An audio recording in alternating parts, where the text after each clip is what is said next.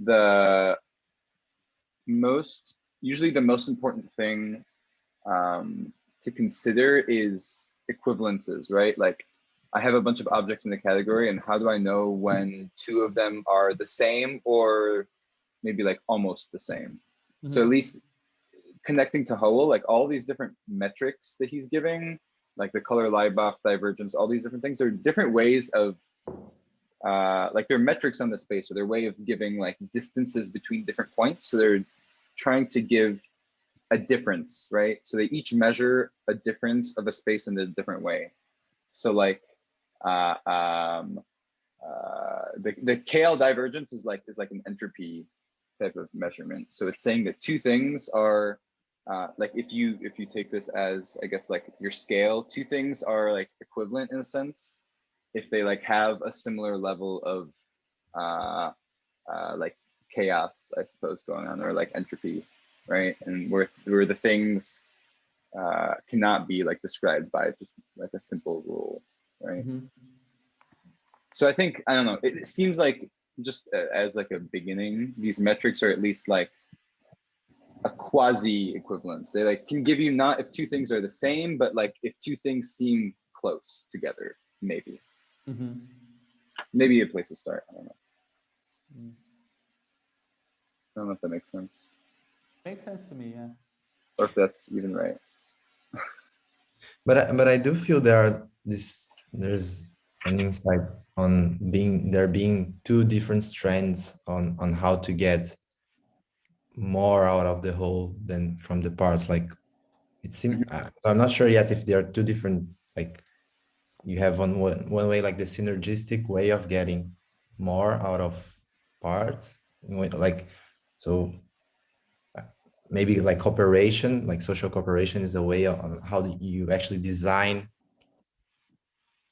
It's kind of like a synergistic scale, like you get something in excess that if you try to like isolate into different parts, you necessarily lose whenever you go back to the level of the individual worker, right? But there seems to also be this kind of veiling way of getting more out of the parts. That's this way that's almost like the opposite is a stake in which you have to forget what the parts are doing and treat it as a whole. But it's not that the whole is doing more, it's just that it's just an effect of this procedure of like closing access to like it's a way of making private the information within the parts, right? So like I think you use that to explain the way like wages and like social the reproduction of the worker must be like closed out of the production sphere in order to render like surplus value existing. So yeah, but I mean, no, I see your point. Like the synergistic one seems very connected with, like, it seems more about, let's say, parts interacting in a way that the whole is larger than the parts. There's some access to the parts, right? And the other looks like you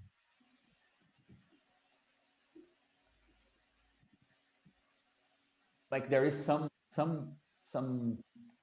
subtraction in the parts, so that the whole then has like, so that you actually get to see the proper whole of it, something like that, right?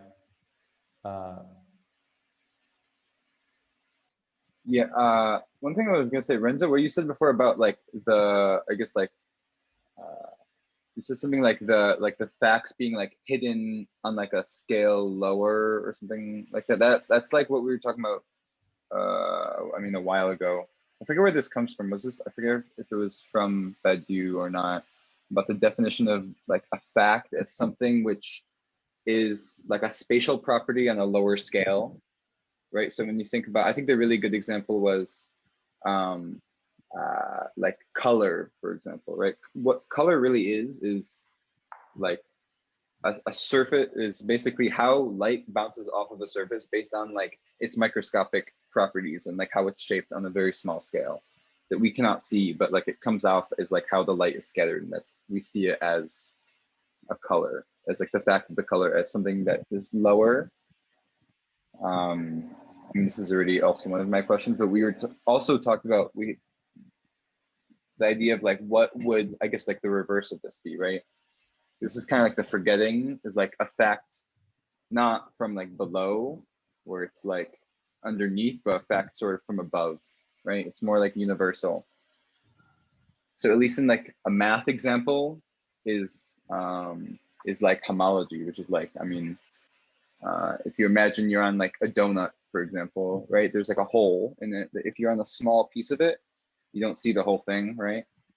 So it's like a global property that you can only access like on a layer above, right? It reminds me kind of the this like resolution functor. Yeah, it's talked about, which is something I want to go into also. Yeah, I mean, that's how I kind of see the difference between this veiling and the synergistic kind of ways that parts relate. Like the veiling seems to be about like you have a richer, you have access to a richer description of the parts, but that's not the resolution at which things are effective. So you actually need to opt like an epistemic option for a lower resolution that actually captures the relevant information. And since these resolutions don't need to be totally transitive in the sense that what's contained in one description is the same as what's contained in the other, when you choose the other, some properties make a difference that didn't make a difference in the more kind of specialized fine-grained description. So it has an epistemic feel because it feels like a phenomena doesn't change, but you're struggling to find the right resolution at which things are effective, right? Something like that. Whereas the synergistic one, it looks like resolution is itself caught up in the process where people get together, for example, they see themselves as a larger object, and then they redescribe the parts from the perspective of the larger object. So the parts look different to themselves, whereas in the veiling, it seems like they look differently for us. But that's not actually properly. Yeah.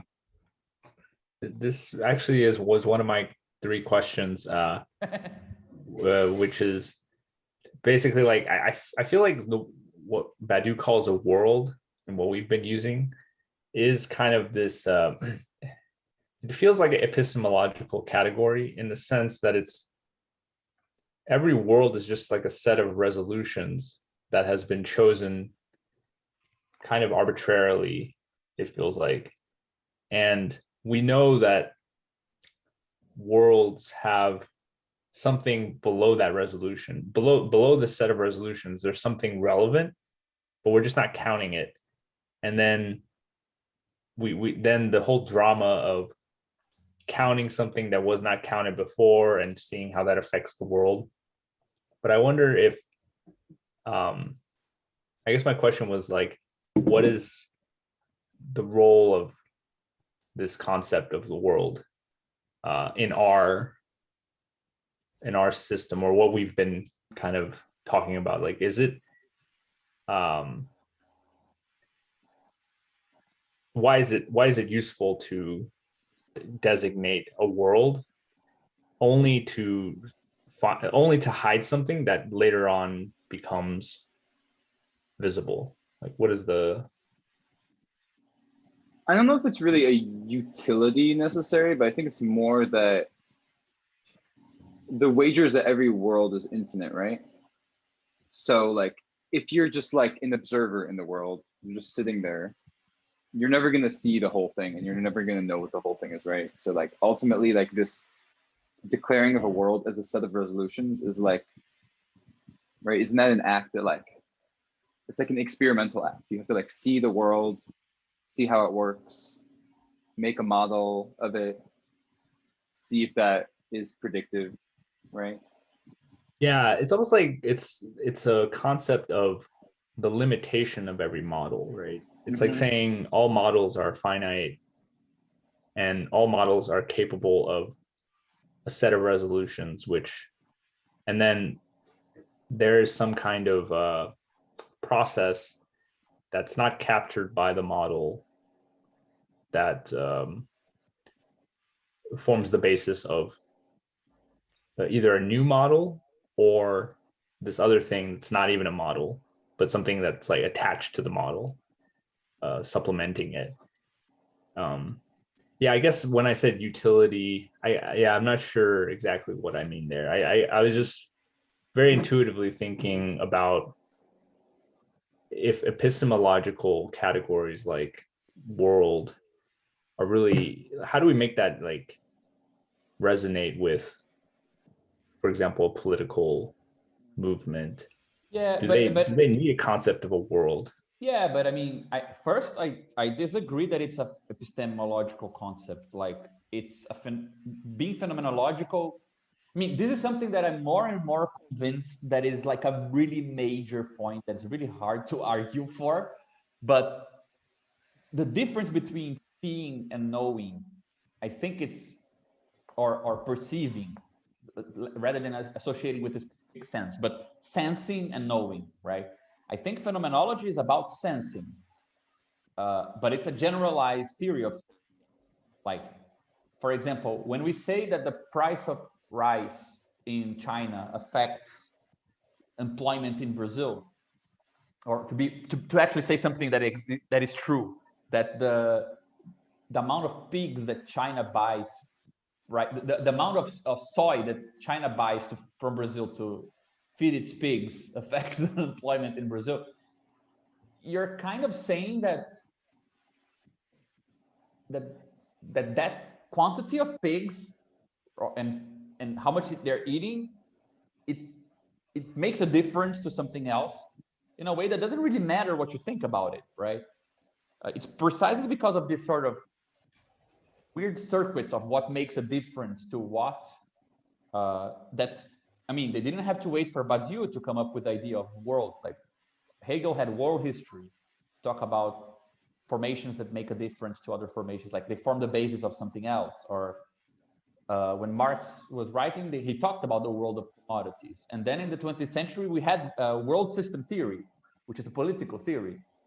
And the whole point is talking about circuits that kind of shape the world, shape reality, social reality, regardless of how we feel about them, right? Or how we consciously deal with them. Like they're not appearing to us. They don't necessarily make a difference to citizens or to individuals. They make a difference to other parts of the same kind of big systems, right? So in that, I think that there is a discourse on world as a political category, a long discourse, in fact, which goes from Hegel all the way to Wallerstein and systems theory people. What they don't have is like a phenomenological take on this, where you can actually talk about parts of the systems causing other parts or relating to other parts in terms that have this phenomenological feel to it, right? And then what I think, the reason why I think it's worth sticking to it is because, for example, if you're engaged in a political struggle from the standpoint of a small collective, right? You know a lot of things about totality because you read them in books, like about capitalism, about I don't know, patriarchy, but you don't sense many of those things. Like many of those things don't really make a difference to your existence as a collective. Like you don't get to interact with many of the things you know. You only know them abstractly, right? But for example, if you know that changes in currency, the emission of currency has an effect on things, but you don't get to interact with those things. Whereas if you're a national bank, it's not a matter of knowing. You might even know less than the small collective, but you actually sense it, right? You get to interact with those big kind of systemic aspects. So having a sort of this connection between what makes a difference in a system and this idea of what senses it, which I think in like controller theory, cybernetics already had like a proto theory of these things, right? But it's kind of sketchy and a bit romanticized as well. But it's kind of a meeting point between world systems theory and that sort of approach, I think. So I don't think it's epistemological. It's not about the theory you have about the world, right? Or the model that you make about a dynamic. It's about how parts of a dynamic interact with another, right? For example, the classic controller theory example of the thermostat. Like, it needs to be composed in some way so that it is affected by the temperature and so that it can affect the temperature in the room. There are other things being affected by the temperature that have no, or things in the room for which the temperature makes no difference. Like they're not formed as immanent entities of that system, right? Even though they're materially there. Like, Yeah. So you're saying that the concept of world is in the interface between two systems in a way, like because the temperature, the thermometer is its own system, but its environment is also a system. And what we call world is really what is sensible between one system to another. yeah, I don't think that that's the definition of system. Like I would call the thermometer a subsystem of the temperature system of the room. I wouldn't call it like a closed. It's precisely meant to interact, Right. Yeah. right, with the changing temperature. So you won't understand the logic of the thermostat properly if you don't treat it as an open system, right? I mean, the properties that Badiou gives worlds is precisely that they're closed, even though they're infinite. So it's a very specific type of closure. It's not just like a finite system, right? But that you're worried about differences that make a difference in that system. So it's like trying to come up with the very general theory of under which conditions something makes a difference to something else in that same system, right? But giving it enough kind of, it needs to be rich enough that you can fully say that those differences make a difference to other parts of the same world, and not just like saying that I don't know, a piece of paper, a marked piece of paper makes a difference for the piece of paper. Like, yeah, but the piece of paper is not in that sense a world. It lacks other properties, right? Whereas, for example, if you're writing a text, you perhaps could say, like, if you're doing like a drawing where parts of the piece of paper are interacting with other parts of the piece of paper under certain logics that are immanent to that construction, you could say that a marking makes a difference for the drawing, right? So I don't think the world is epistemological. Yeah. And I think I might agree. I think this comes at like, I think this is like one of the fundamental impasses that is like at the core of kind of everything, which is like this gap of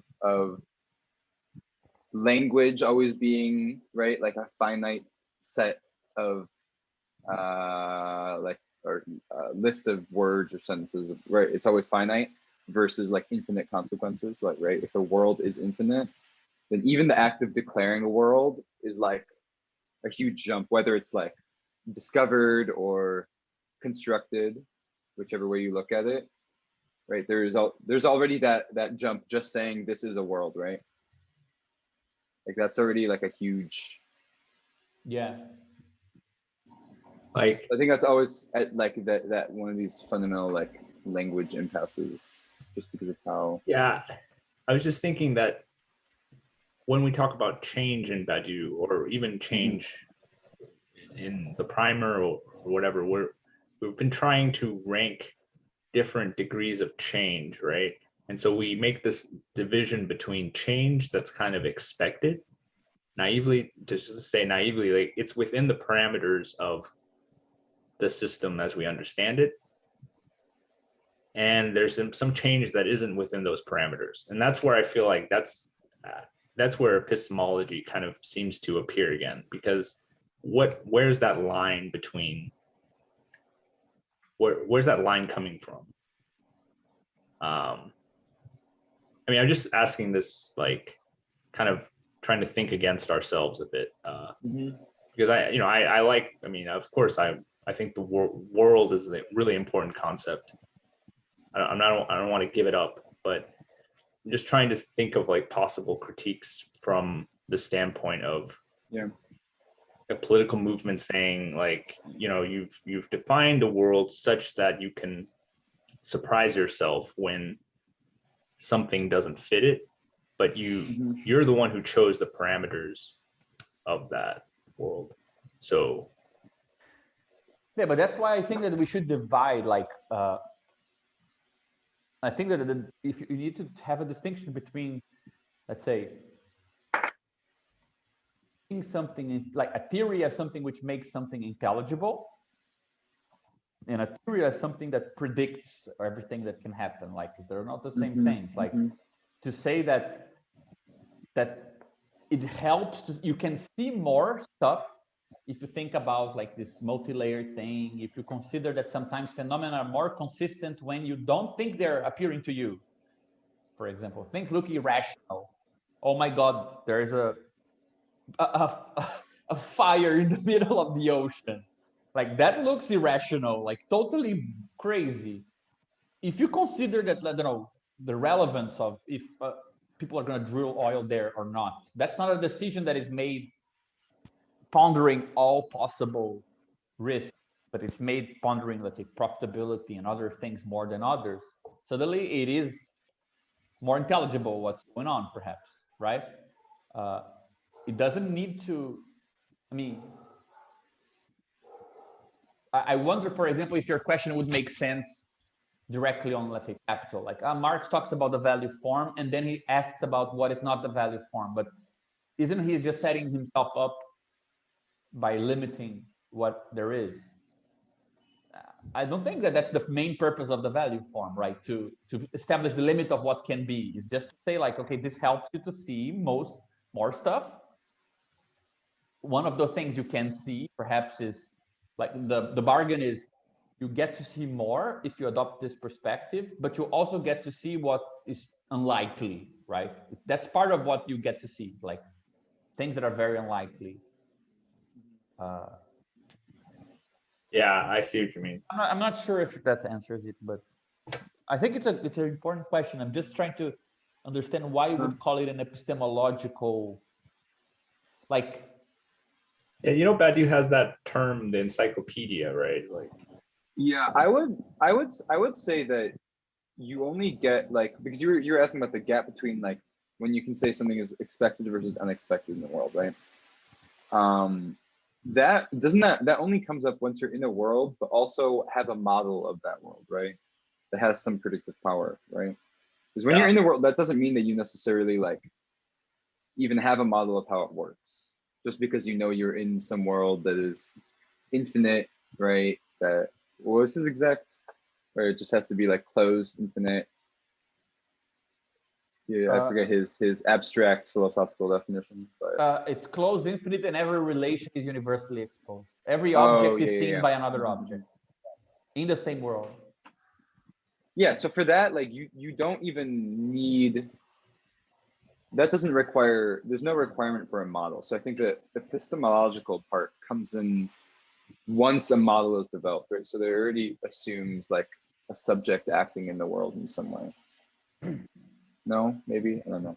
No, I agree with that. Yeah, I think that's what that's Jameson's position as well. Like, for example, he will say that Marx describes in Capital a totality, and then theories are done inside the totality. So, for example, he doesn't criticize bourgeois economists simply in the sense that my model goes against yours. It's like you describe the sort of domain, and you have a richer framework in which to see why the models of others are restricted or distorting or something like this, right? So I think it's, I mean, you made a really good point on this, Dennis, when you wrote the whole thing on the 20 questions, right? To talk about the conditions on the game of 20 questions is not to create a model of it, is to create, let's say, the stakes for the model, right? Like these games will have these and these properties. Okay, so now if you want to come up with a good strategy to win it, or if you want to kind of describe a game with that's happening inside that space, that's not the space itself. Mm-hmm. How do you think that would translate over to like a political example, for example? Yeah, I think, for example, we're not, for example, I think it's very clear, like when you define that, well, you increase intelligibility, which again, it's for me, it's a distinction between sensing and or making intelligible in this, it's not immediate, but it's non-intellectual perhaps way versus knowing, right?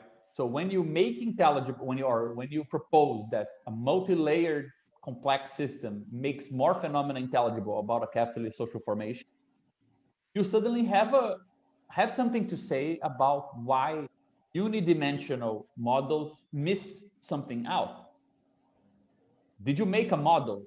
Like, not necessarily, like you're not saying any particular statements about this sort of structure. You're just saying that, well, if a totality is complex in this way, now let's see the models that are available. Well, it's very likely that they're reductive in one way or another because they are trying to grasp that with these small resources. So you can tell things about, like you can propose conditions for good models or for better models without having constructed one.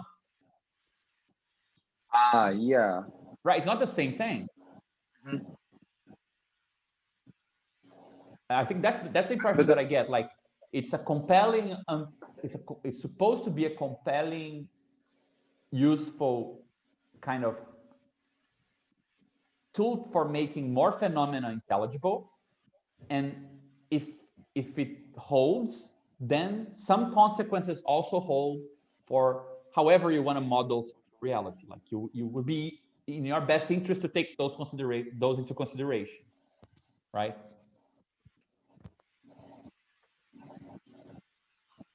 So you're saying whenever like we bring in this, like, for example, this like 20 questions idea, you always need to have some constraints that already come from the world of stuff, right? Which constrain what can be asked and what can be answered, basically. Yeah, for example, you can I think, which is pretty much what Badiou does in his even broader version, right? He doesn't tell you like novelty appears in this way, novelty appears in that way, this is what you should do, this is what you shouldn't do. He just says that if there are kind of if there are regularities in a world, meaning if there is a cohesive logic of what makes a difference in a certain system, this imposes some constraints on what you can expect for something to be singular, or for something to produce something that couldn't emerge any other way. Like this creates some conditions for this. Now, does this mean that I'm telling you how you should act? No, you still have to do everything by yourself, but at least you know that it is possible under certain conditions that something singular might emerge. And if it does, it has some thinkable tasks, like that you can actually think ahead, concern yourself with, consider as it's happening, and things like this. So it seems like it broadens the sort of thing you would take into consideration, but it doesn't answer what it is, right? But I'm not sure if that's the issue that Dennis was raising, though.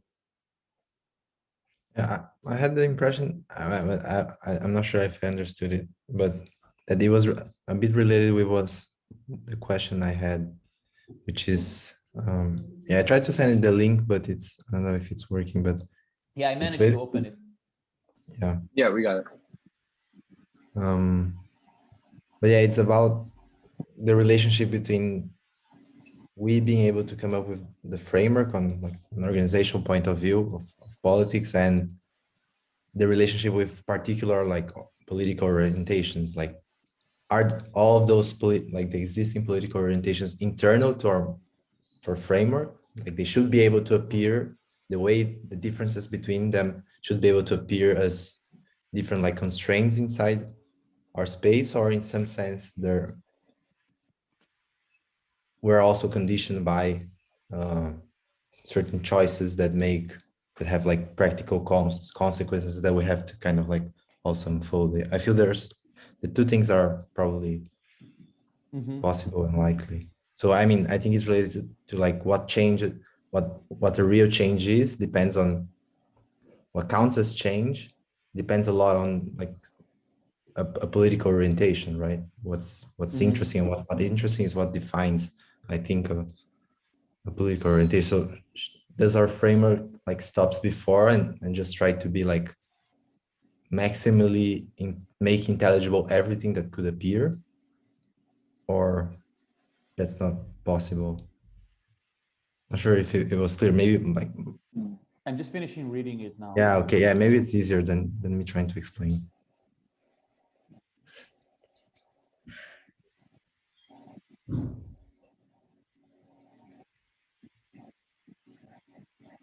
Should we maybe share screen to put it on the recording? Sorry, yeah. Oh, sure. Here.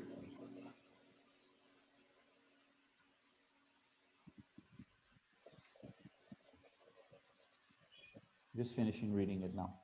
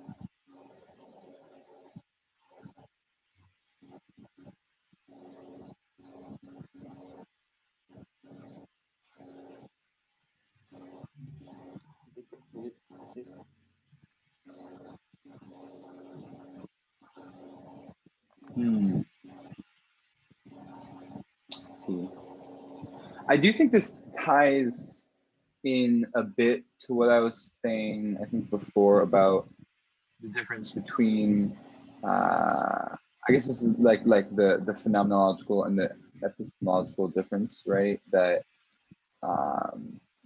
I think political orientations appear at least more clearly and fully formed at the level of a model, right? Because at least on some level, okay, this is not universally true, but to some degree, many people with different political orientations could say that they have the same goal, right? Which is like some abstract human flourishing. But the differences actually come out in the way that they model the space, right? That they say this one strategy will be effective and this one other strategy will not be effective.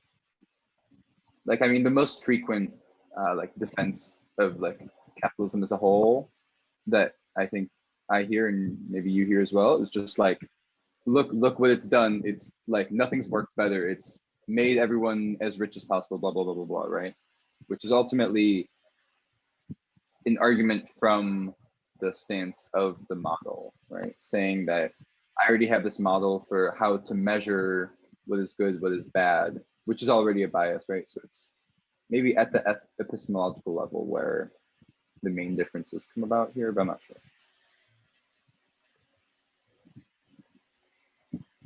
Yes, if I understood correctly, the first part of the question is that there is a prescriptive or kind of positive content behind the project itself. Therefore, this is kind of already going to put a bias on this sort of descriptive approach to like kind of pseudo naive saying, but this is just a toolkit to see how things, yeah, but you kind of already prepare the ground for things to look in one way rather than the other, like, or for some things to look more consistent than others. Yeah, but I don't think that even is a bad thing. Like it's yeah, but I don't think it's a bad thing as well, though. Like that's why I try to end that presentation on kind of summarizing things we've been doing this far with that quote from the Communist Manifesto, where I think it's a good kind of trying to suggest that there is something prescriptive about communism or a communist approach that should contain a good deal of flexibility as to what goes with it, right? When he says, well, but there shouldn't be a separate communist thing, like it shouldn't constitute itself as a separate thing, so it should make a big effort to just get to see the movement as a whole, right? Or there's different parties as part of a common thing. So to be prescriptively concerned with communist phenomenology, why not? Should be, let's say, conductive to being very careful with having as many descriptive tools as possible, right? So it should, I don't think it's like a glitch that one thing is behind the other, like a commitment to something behind the project, because I think you can very explicitly claim that the basic kind of strategic communist point of view is to be very flexible with very different strategies that are going around, right? And trying to find how do you actually describe them from the standpoint of the whole, as he says. So I don't know, I find that I don't find that hard to kind of integrate, though I do think it's hard to, like I was talking to Dennis earlier today, and I had this in the back of my mind, like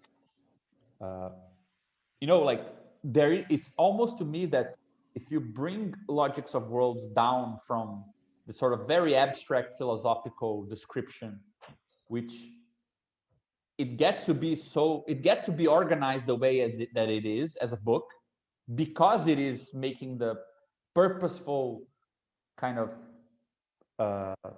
it's committing itself purposefully to being very vague or very abstract.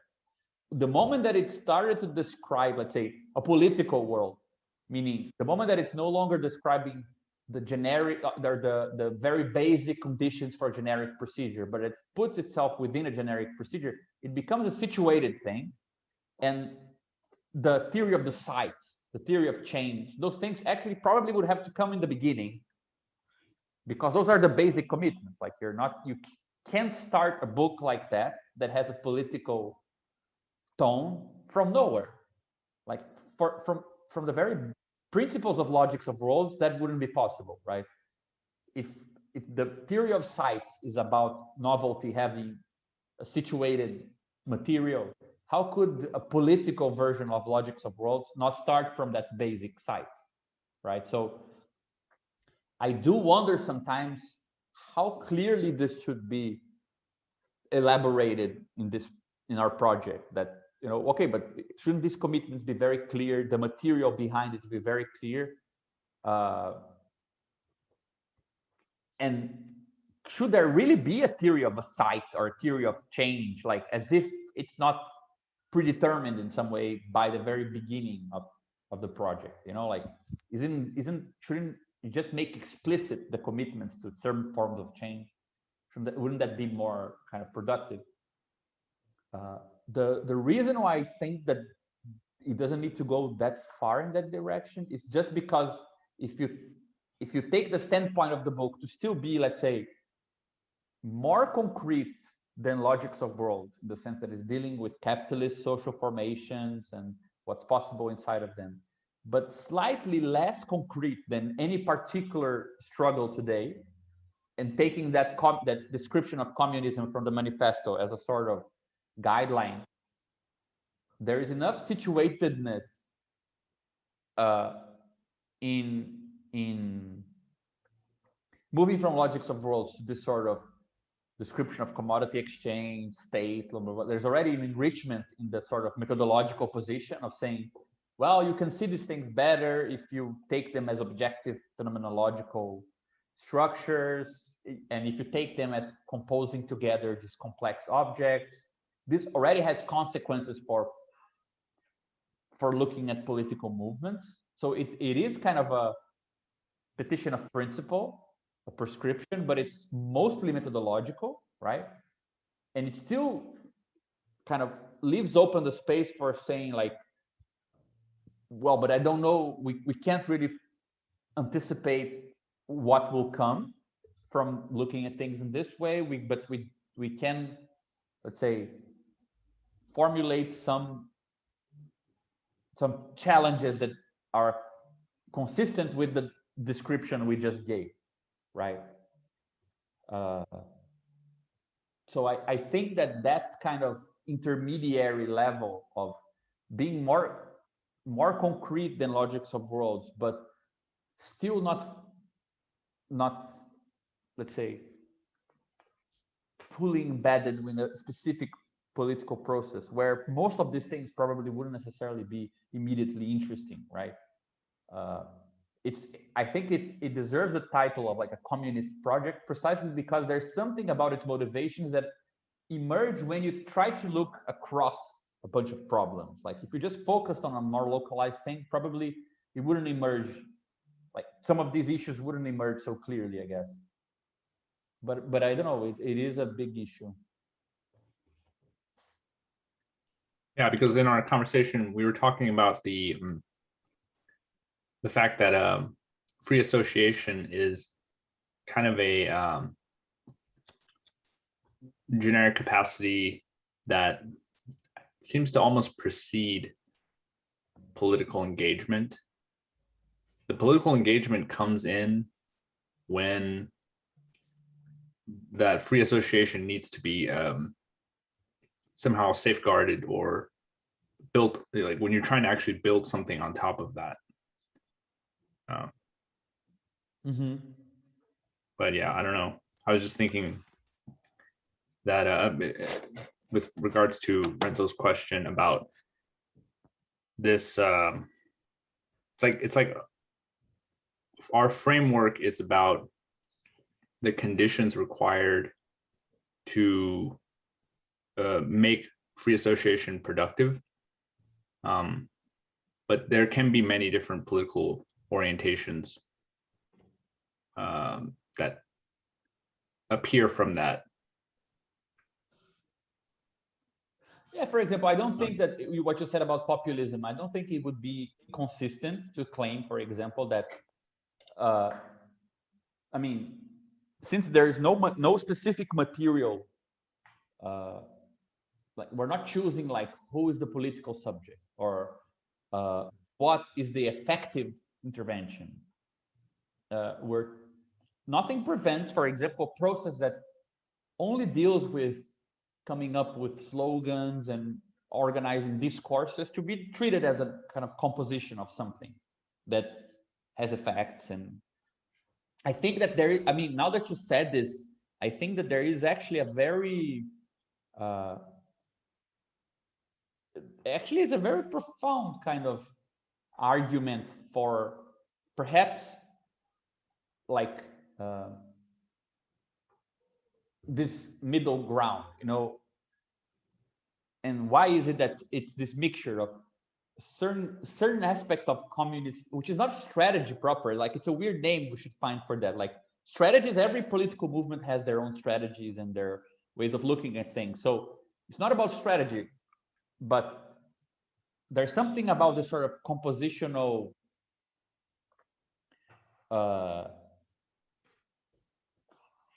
I don't know, we may have to find a good word for this, like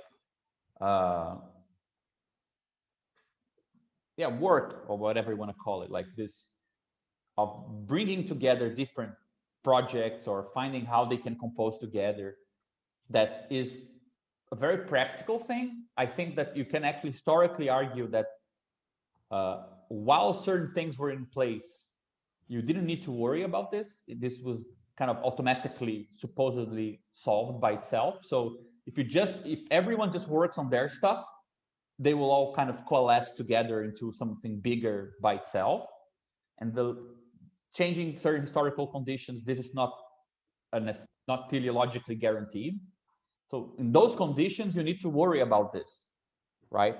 So that would be, let's say, the common in communism, and making sure that different political processes actually cohere in the same direction without actually coming up with a larger program which has a larger positive content that's supposed to subsume all of them under it, right?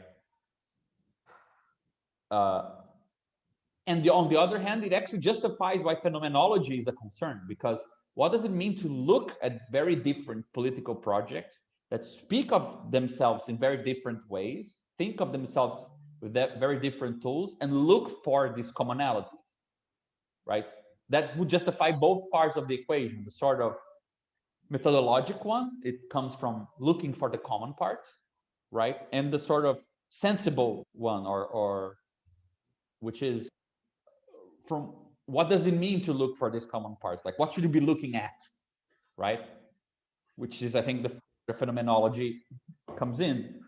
So I think it does have a positive content, but it's I don't necessarily see how it would be like. I mean, I think we can come up with some processes that would not cohere. For example, a nihilistic project that seeks to, I don't know, explode a nuclear warhead and decimate or start World War III or something like this. Well, it's possible that something like this won't really, it's not like something that you can conceive of as enriching the ecosystem of the left with a new experiment. It might just decimate it all. I think in that case, I'm happy to say it's removed from the picture, you know, like that it is inconsistent. But I think I don't think we're committing to some axioms that that reduce drastically, let's say, that idea of building a perspective that is richer than the capitalist perspective, and it allows for possibly many different prescriptive projects appearing. It seems like, though we haven't really thought about it much, like probably it would be nice to develop an example.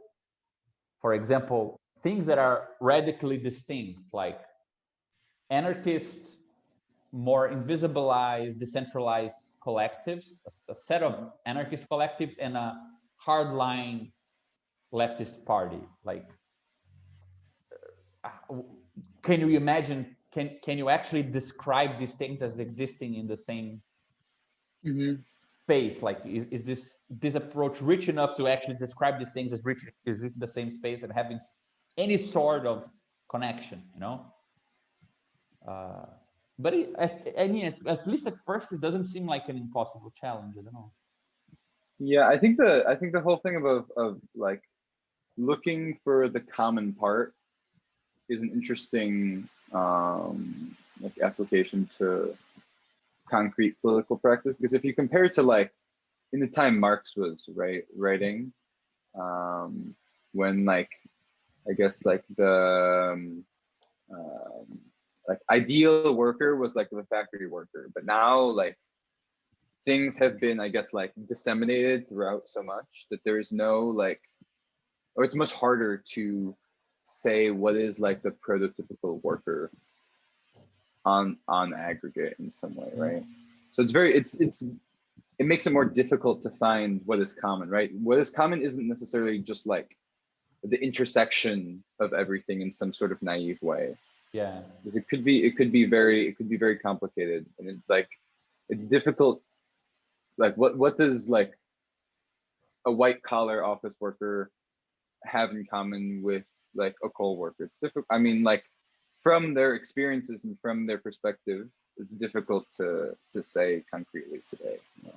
Yeah, and I mean, I do think that we should spend some time. I think that Rodrigo Nunes' book makes a really good case in one of the chapters on these three properties that were classic in the theory of revolution, which were a teleology, like it's necessarily going to happen. There is a transitivity between your social position. Like there is some social group that due to its social status will have a political status, right? And then the third is that it's illomorphic in the sense that you can actually give form to it from the outside, right? And the form will kind of shape the content. And his theory is that in the 20th century, these three pieces were destroyed. Like there is no necessity that from capitalist logic, it will beget a different system. There are perhaps tendencies that you can take advantage or not.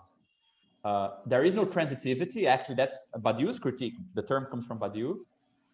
There is no social position that it's directly, constructing a useful revolutionary political subject. Like the crisis of the factory worker as this sort of proto-revolutionary didn't just shift it to someone else. So let's say racialized, oppressed subjects are therefore the new revolutionary subjects. On the contrary, a lot of interesting transgender or anti-colonial theorists, they're all about saying like this sort of investment on oppressed figures, as if they not only need to survive, but they also need to change everything. It's kind of fetishized, right? So this transitivity between a part of society, the transformation of the whole, was also broken. And third, that there is nobody can think of, the one form that will drive the revolution forward. And those three things kind of are destroyed. So I think that what we're talking about, what is this communist phenomenology, is very much fitting for these three things, right?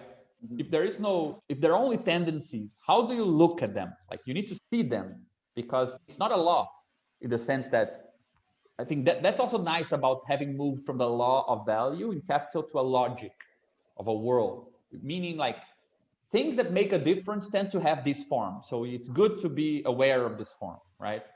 But that doesn't mean it will lead you to somewhere else. It's a closed world. It's not going to create a new world out of nowhere. So the theory of worlds is kind of fitting with a non-teleological thing. It's neither a law, like everything is exactly like this, but it's just saying that things that make a difference in this space tend to have this form.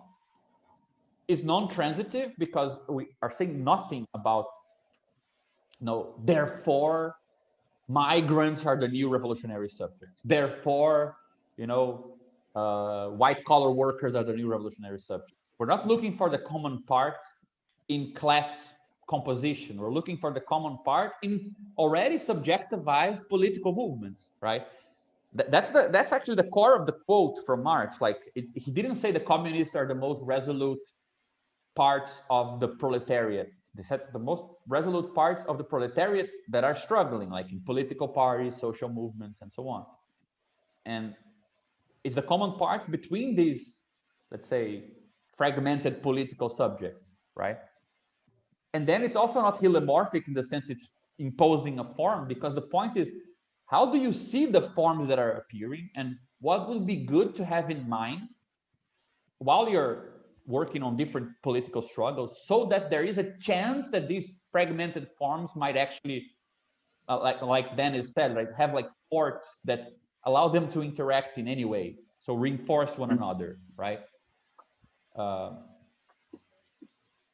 I think it's very fitting, we could actually spend some time giving good historical reasons why this becomes like a relevant topic like a relevant position to construct, whereas before it was given to be something that would be kind of produced automatically, right?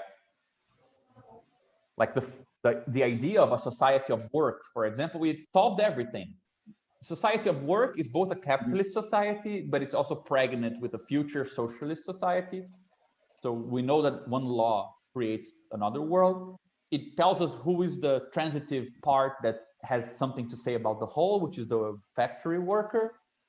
And we had the idea that a party, for example, is a good way to organize those workers so that their force is maximized, and that world that by law will happen faster, something like that, right? So those problems had an answer, at least.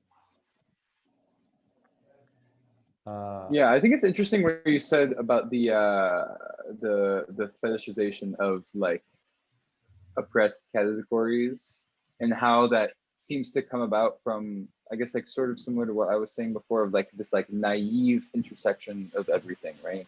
Yeah, exactly. You just say like the ideal, I guess, like, or not ideal citizen, but like the citizen that's from oppressed which, from everywhere, like yeah, and it's like the subject where you have to take every position from, and yeah.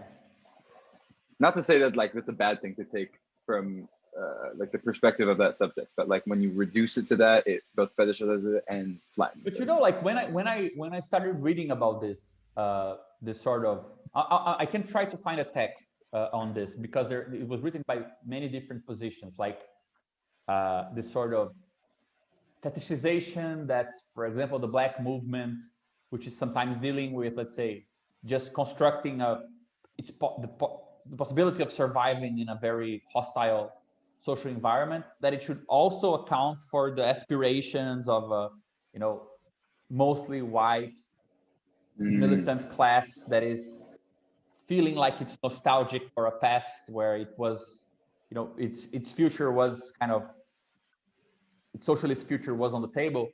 The interesting thing is that when I started reading about that, it seemed like you could apply it to even to, let's say, the working class itself. Like there's a lot of resentment from working class people, from the fetishization that they should see themselves as, leftist, progressive, revolution, as if life is not hard enough as it is, in that sense, there is a sort of, I feel like there is a bit of a relief on conservative right-wing politics of proposing that they are revolutionary because they don't do anything. Like by concerning themselves with their own survival, they're being revolutionary. It's different. While the left is asking people who are struggling more and more to not only struggle in their private lives, but also to give a bit more to go somewhere, to get somewhere else, so I don't know. I think that this critique of transitivity is really, really powerful. Like,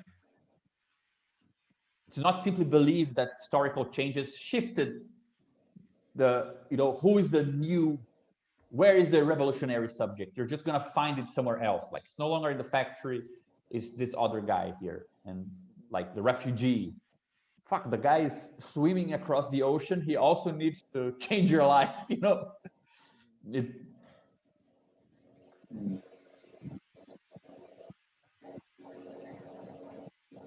Yeah, so then it becomes more about connecting. I was thinking about this, of creating shared resources, and maybe this is a way to frame the problem of, you have different movements. You don't want to kind of overburden these movements with doing too much on, they're trying to solve a particular problem or set of problems, and there may be something that grows out of that. Maybe a group that started off protesting police brutality may eventually become also the same kind of group that tries to solve poverty in their communities, right? There could be overlaps, but to try to force that condition on those movements, or to try to assume that there's some natural progression from one type of movement to another, that's doing too much. So instead, we should be creating a set of shared resources that, or this idea of the ports that you're bringing up again, like. And I guess my question would be, what do we have a theory of this? a set of we called it in the primer, we called it a toolkit. And I think at the time we meant more like a toolkit for thinking these things, but maybe also there's the question of like material shared resources, you know, that become available. Like, do we have a name for making resources available to different groups? I feel like I'm not sure if it's like the same idea, but like something that this idea of solidarity, which was like the name of the force that bonded people together in struggle, is like a really, I think it's dated in a sense that it's like the subjective aspect of something. Like Gabriel was saying that we could count with before, and now, and we just had to name this kind of like subjective part of being of solidarity just emerging in struggle. But there's this like material part which I think includes sharing resources, but it's this sort of like work, which I don't know, we can call it like compositional work that that appears regardless of what, and I think in this sense it's indifferent to political orientations, because everyone who organizes has to do this kind of work. So it's common in the sense that it's really indifferent to the ends, right? Because everyone has to do this kind of like binding of like getting to struggle against something. You need to coordinate this struggling against, right? So sort of work that, I guess the idea is that it's not what produces this, like what socializes the struggle is not historically available anymore in the same sense. Like, I think having a theory of that is interesting, right? A theory of how composition is constructed in like political action, like sharing resources and like using time and like having to coordinate like everything, like all sorts of that involve the reproduction of movements, political movements in general.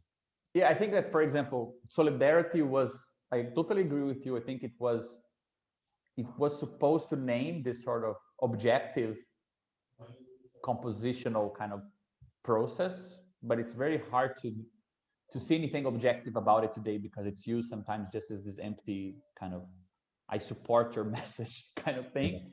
But I think that, for example, we've been, when we first said about like, okay, what does it mean to not only look at for example, I think that we have a clearer sense today of what it means to look at economy organizationally. For example, we spend a long time describing, like, in a compositional way, with the same tools that we talk about cooperation, we can now talk about money. Like, with the primary, I think it goes far in that direction. The other side of the equation is harder to talk about, which is, what does it mean to look at organization economically?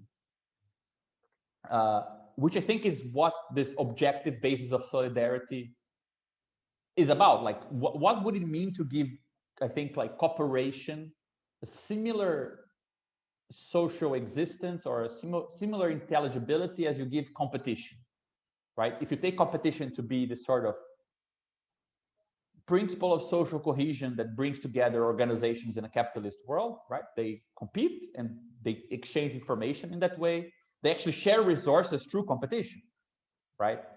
To think about cooperation occupying a similar place. So it's not cooperation inside an organization, but cooperation as a layer, or almost like at the level of circulation, as a principle that you know that you're guiding yourself through it, others are guiding themselves through it. Therefore, some things will be made common, some things will be shared, that, you know, you will bet on furthering your struggle through the furthering of the other struggle, even though, right, you don't need to subjectively agree. Competition has that similar aspect, right? Competition makes coordination without intersubjective agreement. On the contrary, the least you agree, the better it works. Whereas cooperation doesn't necessarily mean agreement. And I have the impression that like looking at organization economically has something to do with that. And I think, again, Rodrigo Nunes' book, he calls this an ecology. He says, well, exactly as Renzo said, like ultimately it's always the case that organizations are kind of inserted in the same world somehow, and they do have effects on one another, even though they don't want it. It's like, you might not think about it, you might not care about it, but well, you might be taking resources away from other organizations when you organize against some other position on the left. So it is resource sharing, it is all those things already happening, right? I wonder if ecology isn't a bit too, if it doesn't have other connotations that economy doesn't, like, or vice versa, because there's a slight difference between, right? Ecology seems a bit more, let's say, evolutive and free kind of forming, right? Perhaps, whereas economy does look a bit more constrained. I don't know. But regardless of that, it does seem like all those ideas kind of fit into this particular realm we're talking about, right? Which is not making claims about what people should be doing, but perhaps adding some claims of the form, well, I don't know what you're going to be doing, but perhaps you might want to consider that others are doing stuff as well. Like, and this might actually have an effect, right? Like, one thing that concerns this, I was talking to Dennis today, and I think that this became a bit clearer for me. Like, for example, competition has a weird mix between singularity, in the sense that you do want to find something new that is not yet has a price, and you want to incorporate that into what is a value. So surplus, right? Surplus does require something singular to be at stake if you want to increase your profit rate. But at the same time, competition is a rule, so it's a constraint. You don't want to explore novelty to the point that it leads you to break, for example, with the commodity form, right? You're not gonna, let's say, you have all this Google and like this smart companies coming up with this pseudo improvements of work conditions, right? Oh, now you have I don't know, company car, and you have this nice work environment, but they don't want to take it so far as to simply not be a company anymore, or the latest work improvement we came up with, we're just going to turn it into a cooperative, and everyone is a shareholder. Like, there is a limit. So it's the same thing like with what Henry Ford did at the beginning of the century by paying people more. His whole thing was that people would be more productive and would work more. Yeah, exactly. So there is something about innovation, but there is a constraint, right? And I think that cooperation probably means something similar, in the sense that if you take Badiou's project as is, it seems like the more singular a political process is, the better, right? There is no, let's say, global counterpart clarity. Like, to extract at most from the material, to go as deep into the unformed part of a situation seems always the best if you can bring something new to the table. But you could add a condition, like, there's no point of bringing something new to the table if it, let's say, doesn't respect a connectivity principle, with other new things. So it's not the same thing as competition, where new things are constrained by old principles, right? But it still is a weird condition where new things are conditioned by other new things, right? So you could imagine cooperation or solidarity actually describing a positive constraint on singular processes that still keeps them singular, but does add some more structure to the picture, I don't know, something like that. This sort of reminds me of how I think like economic incentives are often talked about, especially like within capitalism, where like the standard defense, right, is that like how will for example, innovation ever happen without competition, right? But I don't know. I've been thinking about this recently, where like that line really only applies to the capitalists themselves, right? Because they're the only ones that are actually directly and immediately benefiting from the company profiting. Like on the level of an individual, right? Their incentives are to not get fired, essentially, to feed their family, right? Yeah. I mean, I also like this ties in, I think, very well to, especially in the modern economy, with like the whole bullshit jobs. You know, people, especially in like certain white collar, get away with what they can get away with, and then that ends up having these jobs that like don't do anything, right? I think there's a mismatch between like how we usually consider incentives, that these incentives really don't, like, it's almost like when you talk about incentives in the way you're only seeing, it's almost as if you're assuming that everyone is a capitalist, is a capital owner, right? Like okay, sure, if everyone was a capital owner themselves, if everyone had their own company that profited, maybe then yeah, the profit incentive would work for everyone in a way. Not saying it would be good, but that's just not true, right? It seems like it's connected. Yeah, no, I think it's totally connected. I mean, there's this point that Dennis always brings up, that there's this book, this paper called Theory of the Firm, that deals with why aren't companies structured, you know, as money exchanges inside their own structure, right? So actually, you get this sort of filter, like this membrane between external profit incentives and internal cooperative incentives. Like, yeah, perhaps incentives is a strong word for the cooperative structure, but capitalism is, and this was something that for me was very striking about working on the primer, that it really made in my head like this very kind of horrendous picture of, you know, capitalism as a sort of, it looks like from inside the world, it looks like this, it's all made of priceable commodity parts, but when it leaches onto production sites, it always opens up like a door to something cooperative, where you can actually suck something from it and then enclose it back into value, right? So and it has there is a nice kind of formal counterpart to that, which is ultimately value is totally ordered on money, but prices, parts of labor and means of production are not totally ordered, right? You have these weird lattice structures of what comes before, what comes later. Like, time is not totally ordered in production because it's happening in many directions at the same time, though money is ultimately totally ordered. So there is always a weird mapping, right, of a richer structure back on this totally ordered measure, right?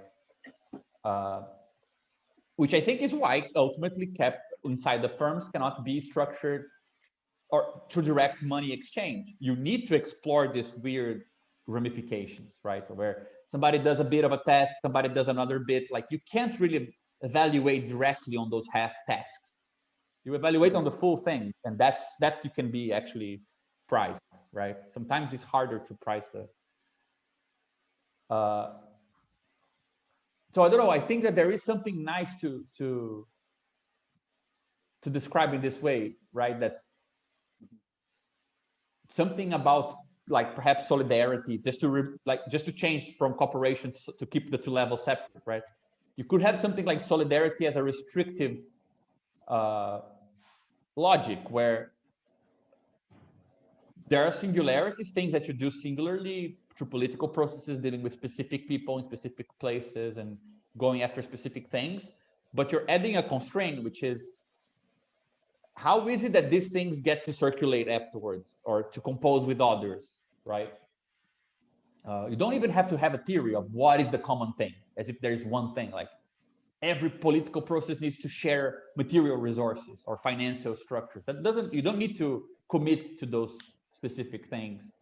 You can still have a theory of the fact that some commitment or some common solidarity needs to be constructed because it's not a given, and therefore be aware of that without necessarily knowing beforehand what the common parts will be, right?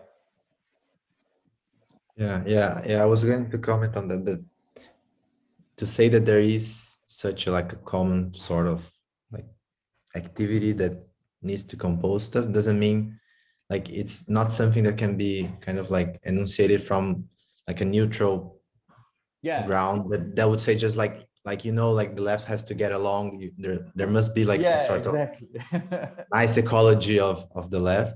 I think it's more like it's still something situated, like it's still like the interiority of the political processes that from which you compose stuff is still like politically oriented, right? So sometimes the most like composed, like for a certain process, the most like the thing that coheres and the composable like force is sometimes to kind of like make like divisions that will exclude certain like organizations. So it's I think it's a relative and it's not something that we can like enunciate from the outside. It's something that the interiority of the process is able to do or do, but it's something that it has to take into account.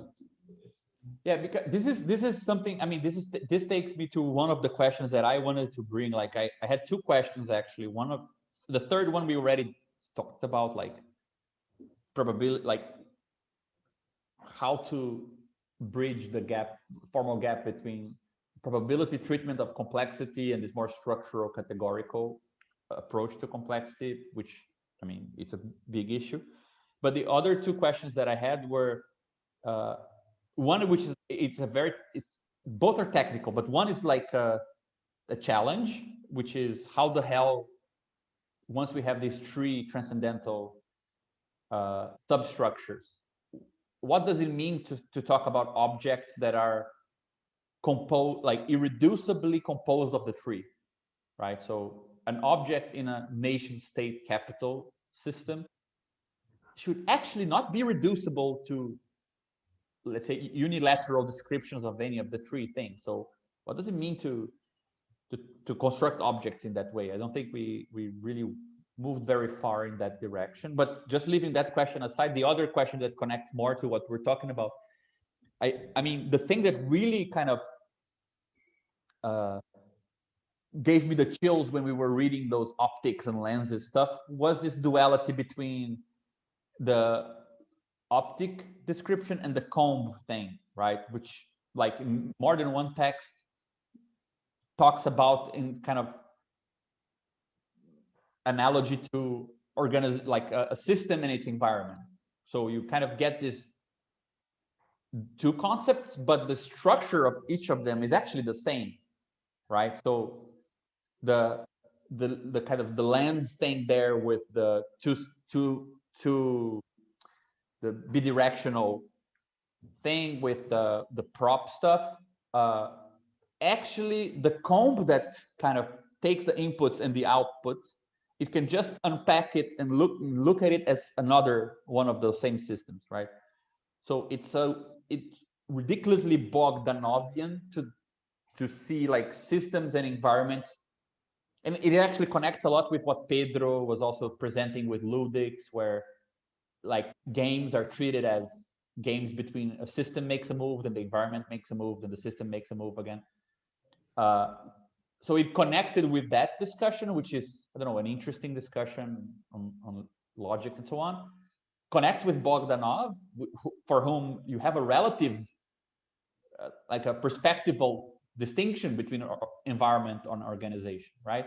And one of our last meetings, I felt like we reached a really interesting point, which I think connects exactly what we're talking about, with the idea that perhaps the added step to the kind of Badiouian framework is precisely one where you move from a sort of political organization to this perspective shift, right? Where your organization can become part of a system of constraints for other organizations. That's pretty much what we're talking about right now. I don't know which constraint will make a difference to that particular organization. It might be that what's relevant is making itself different from the previous process. But nevertheless, it seems like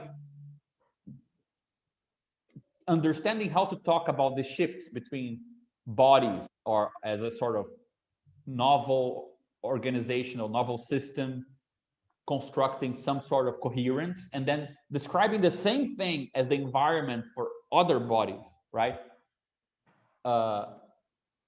Is kind of a good kind of formal way to move forward with this question of what does it mean to add sort of constraint to singular political processes without saying too much about what these constraints are, right?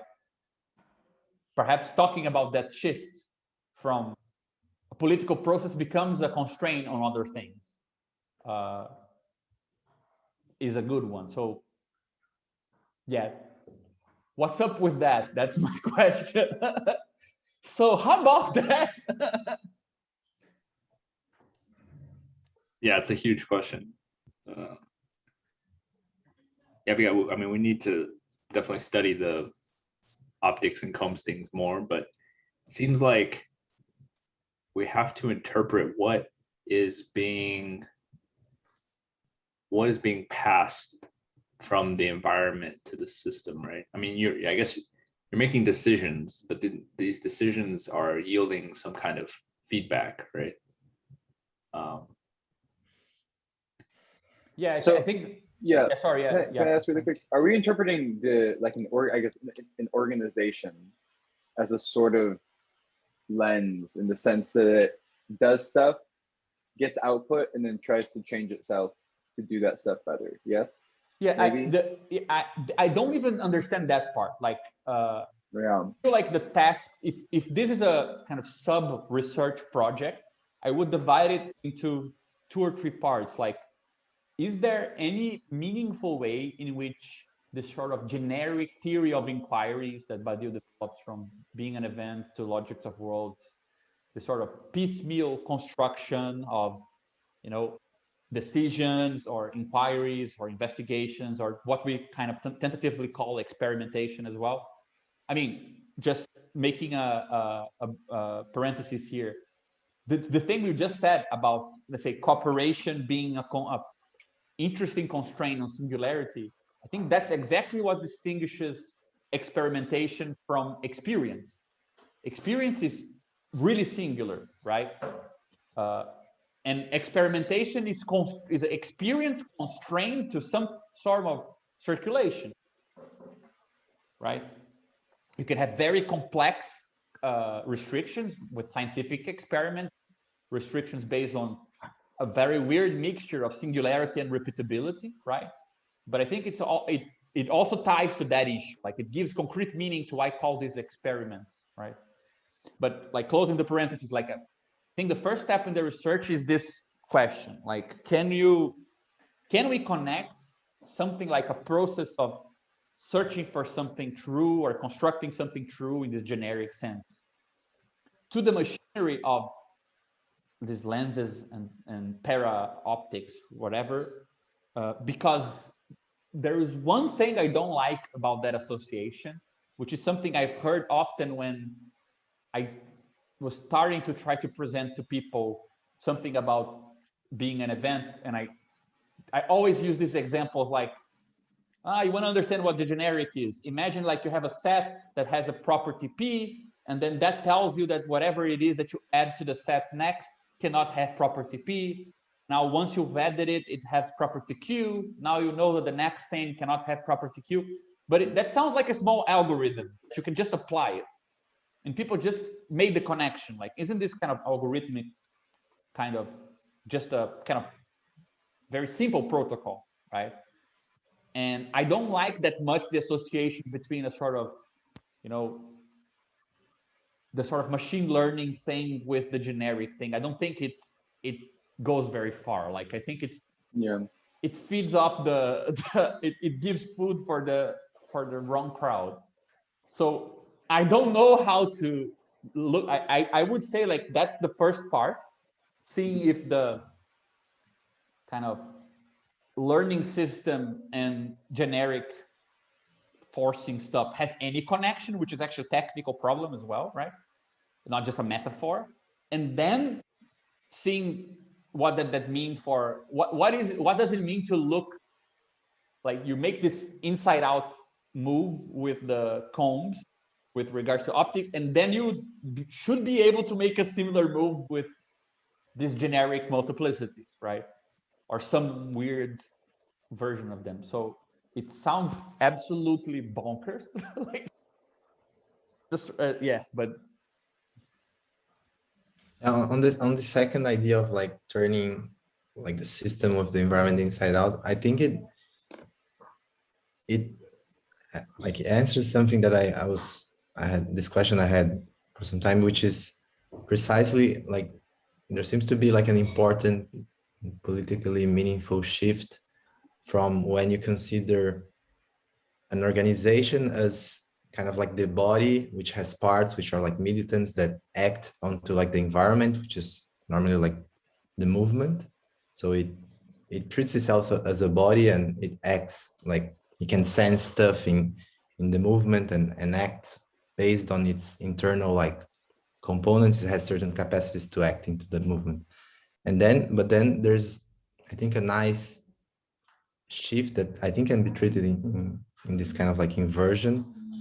That's when a movement starts to be able to be the body and treat the organization as a part, as an organ of itself, which is like some political process are able to pass from to it starts to make sense to treat a political process like a movement, like a strike or a revolt or something, to think it in terms of how the organizations, the organized parts, like act for the movement itself. So it's when the environment that organizations were acting on starts to become the system that either, I don't know, act on like the bigger totality of the environment becomes something even bigger, or you know what I mean? Like yeah, no, it makes, again, I think it connects two things. Like I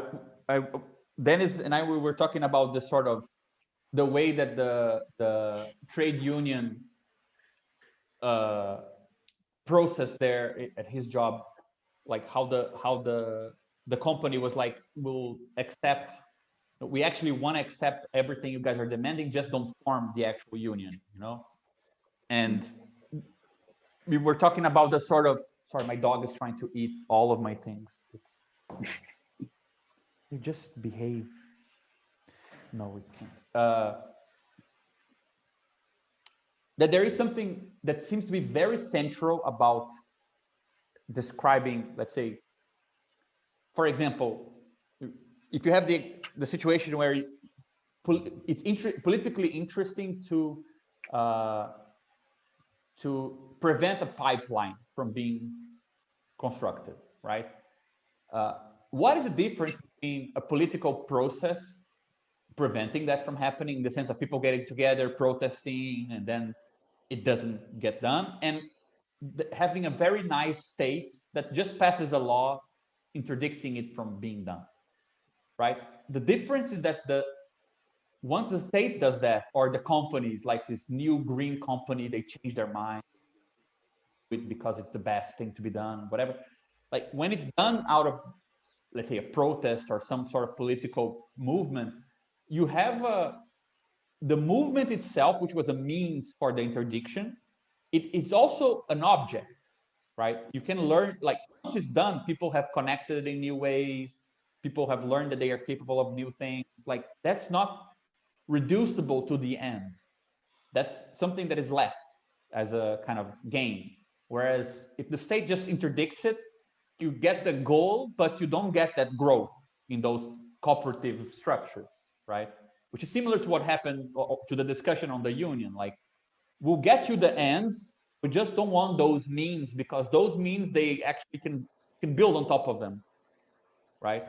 So it seems they have like the capacity to change more, right?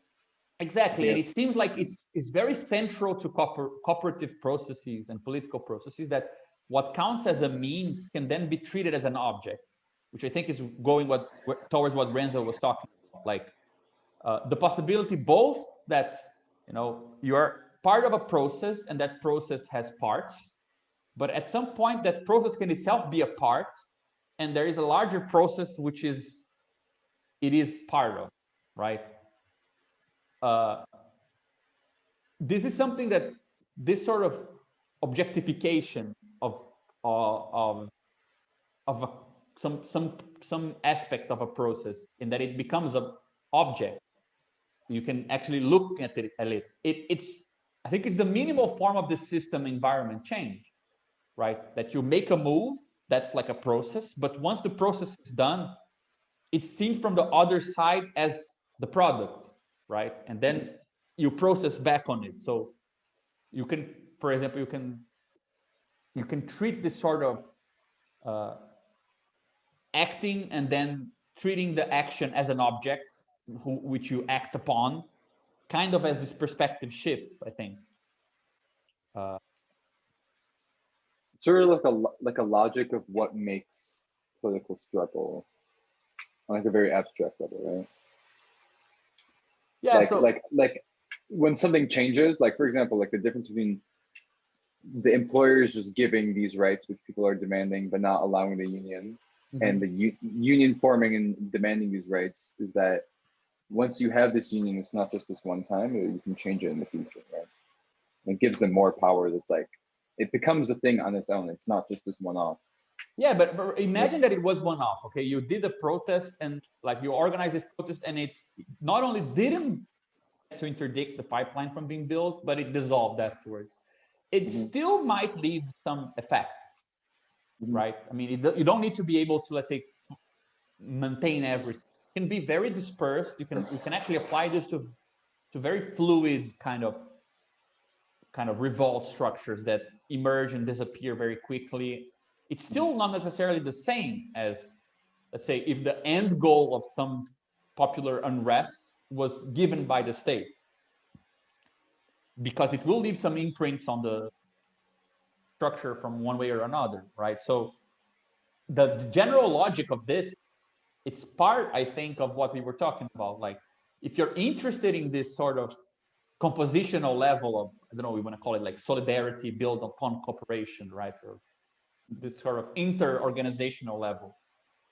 You are interested in the fact that things that were means to specific tactical ends or strategic visions, they might serve other purposes, right? They might serve as again, they might become the environment for something, right?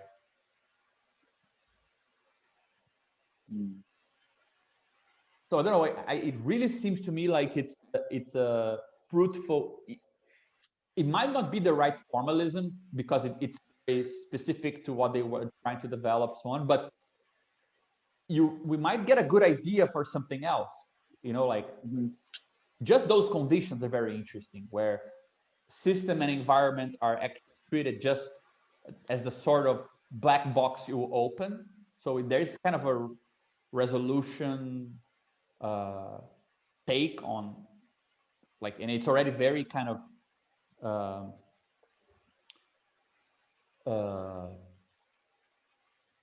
compatible with the whole diagrams operad stuff, right? So there might be something there that is useful. I just don't know if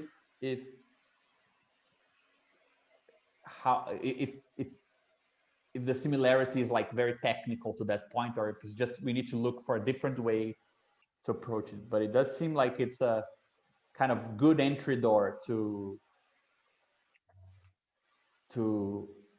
give that step, you know, from, okay, you have something singular, you found a way of describing political sites in a very complex world. If the world is that complex, we have the tool, like, it's very natural from this kind of approach we're taking to conclude that there will be very different sites that look very different from each other, because the world is described in a multi-layered, complex way. So it's, you want to be, from that it also follows more naturally as well, that the task of combining in complex way very different heterogeneous political sites requires added machinery. It's not going to be like a natural tendency of things to go in the same direction or to to feed off each other. So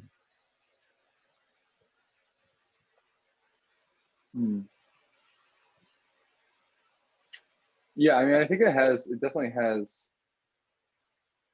promise, especially because I think like lenses and optics, the motivation for them was trying to give like a general structure that includes both intelligence and like learning systems, right? In order to make a learning system closer to what we would call intelligence. It's kind of their like abstract general goal. So I don't know. I need to look into that stuff more. I still feel like I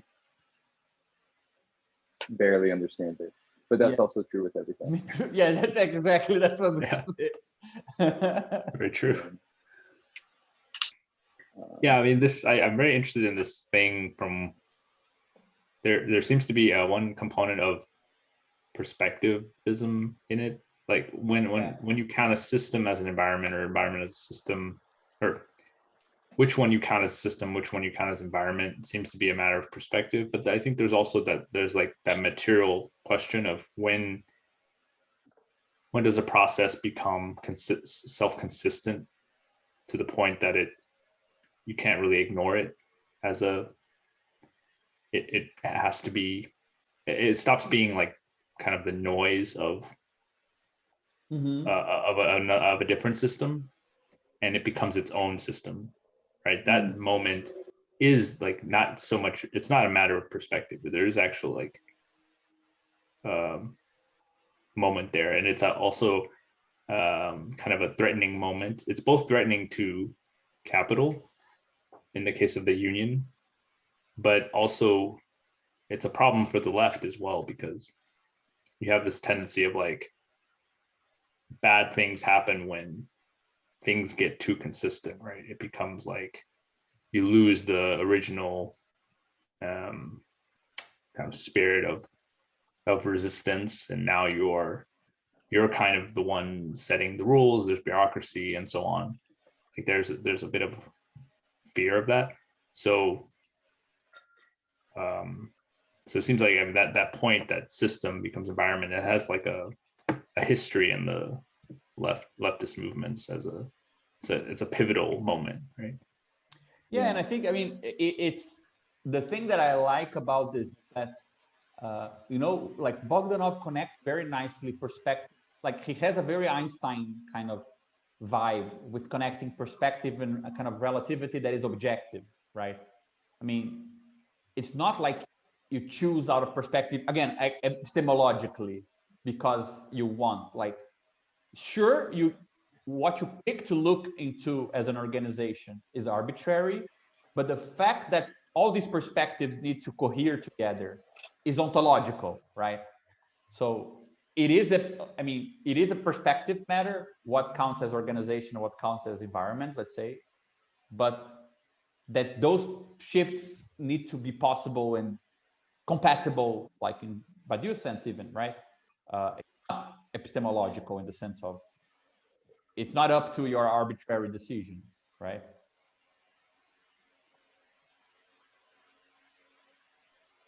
Yeah, maybe that's it. The compatibility condition is the one that we should imagine, like for like a political process to become compatible with some other thing. Like the simple example is like, when does a movement get recognized by the state as like, this is now something the state has to now deal with, right? The state doesn't care about like a lot of things, probably doesn't care about like this meeting we're having, right? So, but at some point, if this group were to become huge, or well, I don't know, there's some threshold where suddenly it attracts attention and attracts like maybe the wrong kind of attention. Like we were talking about the critical race theory that suddenly became a concern, even though it has been around for a really long time. So yeah, there's that moment where suddenly you can start talking about a system as being independent. Hmm. Yeah, I don't know. That specific example is interesting, especially because it was like basically, I don't know if astroturf is the right word, but it was essentially astroturf like super quickly. Like Mhm. if you look at like the amount of times that it's like the phrase is mentioned in, I saw this a couple days ago, how many times the phrase is mentioned like in, I think like news. This is a very American issue, but how many times the phrase critical race theory is mentioned in news? It's like 2018, 2019, 2020, there's like a couple mentions, and in 2021 it's like hundreds and hundreds and hundreds. Yeah. Um, even though it's a thing that's been around for a while, and it's also like they frame it as something that's like towards the kids, even though like no kids are actually being taught that specific thing, which is like a perspective in the context of like the American judicial system, right? And like looking at like the history of race in America. Anyways. Yeah. And it's like, I guess, yeah, that example, it's kind of an offshoot, right? I mean, it's not like a direct example of a system per se. It's more like a knee-jerk reaction to something else that's happening. But yeah, I guess we could say like since in America, since George Floyd's murder, there was a sense that now like something shifted in the environment of American politics, right? Yeah.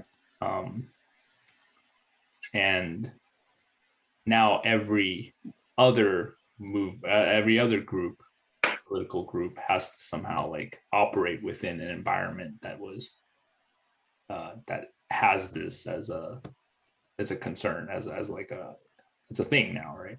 Yeah, at least aesthetically, but yeah. Yeah. So yeah, I was trying to draw a connection between that and like this optics and cones thing, because it seems like it's not perspectival. It's not just simply a perspective here. It's like a constraint now. Like you have to deal with race, even if in a negative sense.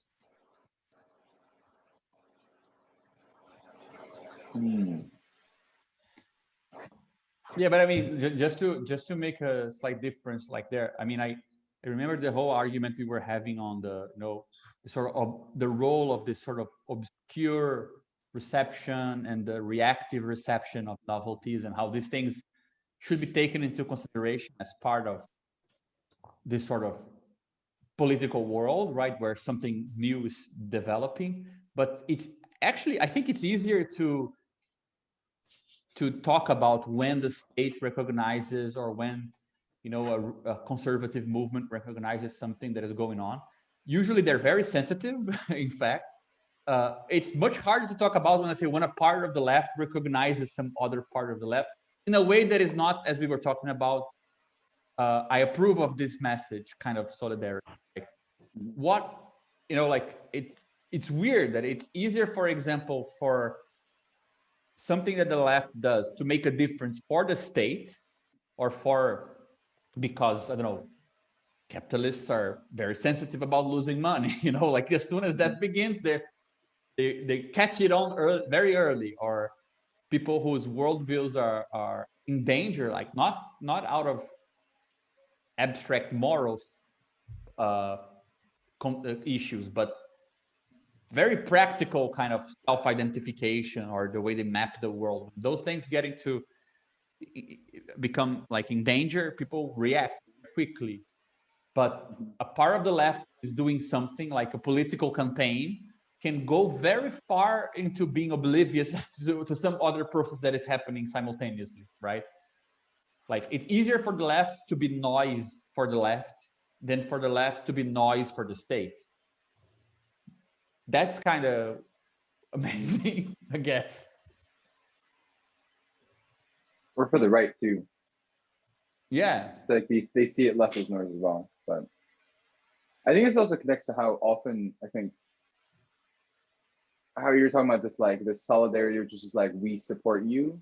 It seems that often in right-wing movements, they sort of have like a stronger tool of solidarity somehow, where they, I don't know, there's like a phrase in the US, what is it, that like I forget what it was, but like basically the conservatives always like end up falling in line. Like when you see just look at like Donald Trump, for example, the entire party immediately was like this, became except for like two people, just went right behind him. But like that sort of unity in the left wing is, I think maybe that's an American phenomenon, I don't know, but I think it's harder to build, at least in America today, like real solidarity in that sense on the left. Mm-hmm. Maybe some of it has to do with these like cultural or like culture war, whatever issues. That's how the right like really gets people excited.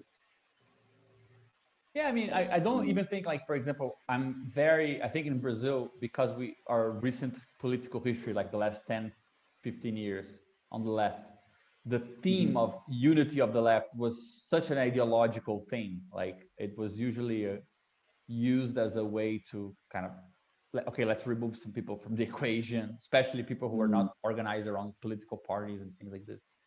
That I think that we are very kind of sensitive to the problem of positively proposing what this sort of solidarity should look like. Yeah. Especially, I mean, I think this is becoming more. I mean, I don't know what to say in that sense, because, for example, I look at the Black Socialists of America trying to come up with an app for mapping cooperatives around the country. Like that seems like very clearly trying to, facilitate some connective, like a positive and sort of planned connectivity between different endeavors. Even though I think it's quite kind of specific into what they want to register in their app. Like they don't want to there's not like everything that is being done is going to be relevant, right? Whereas in Brazil, it seems like more like in Europe, like in France, these sorts of revolts that are massive, sometimes in size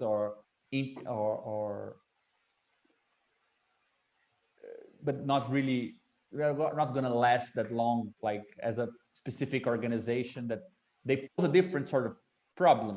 There is no Black Socialists of America app.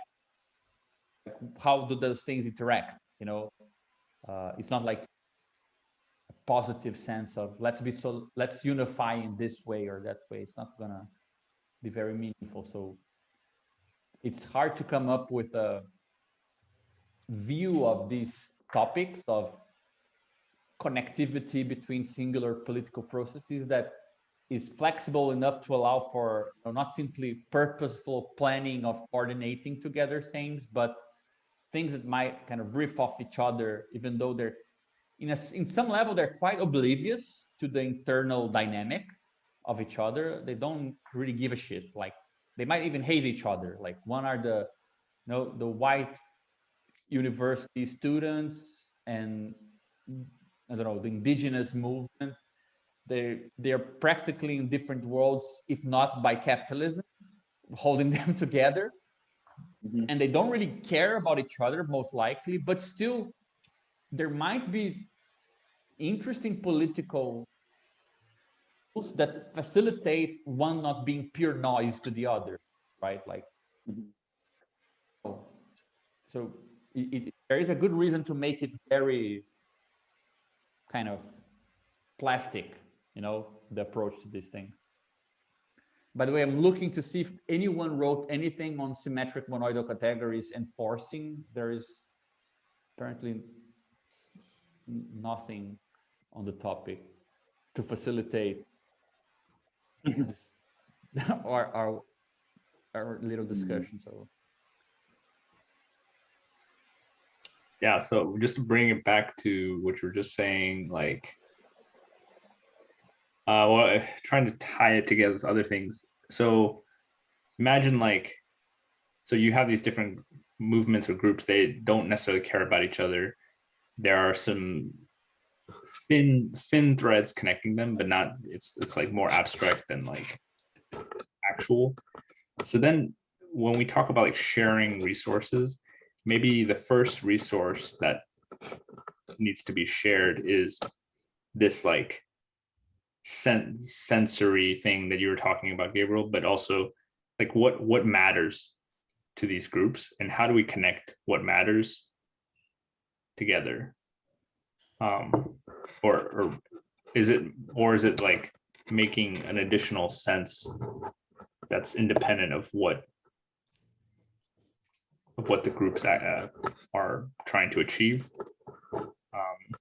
I guess there's different ways to do this, but it seems like that's a resource sharing issue as well.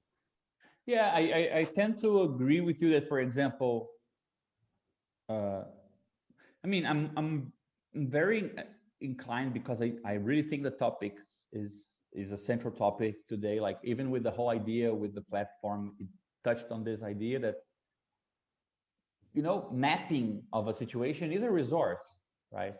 Yeah.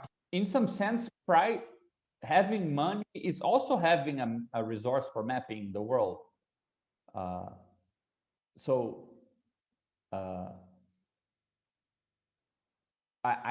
would put it inside the same sort of problem. Like it might be that in some situations, kind of coordinating information about who does what where is a thing that is useful to share. We might not be able to say beforehand that this should be shared in every situation, because it might not always be the case, but it's useful perhaps to construct these things in such a way that this is a possibility, like to talk about these things.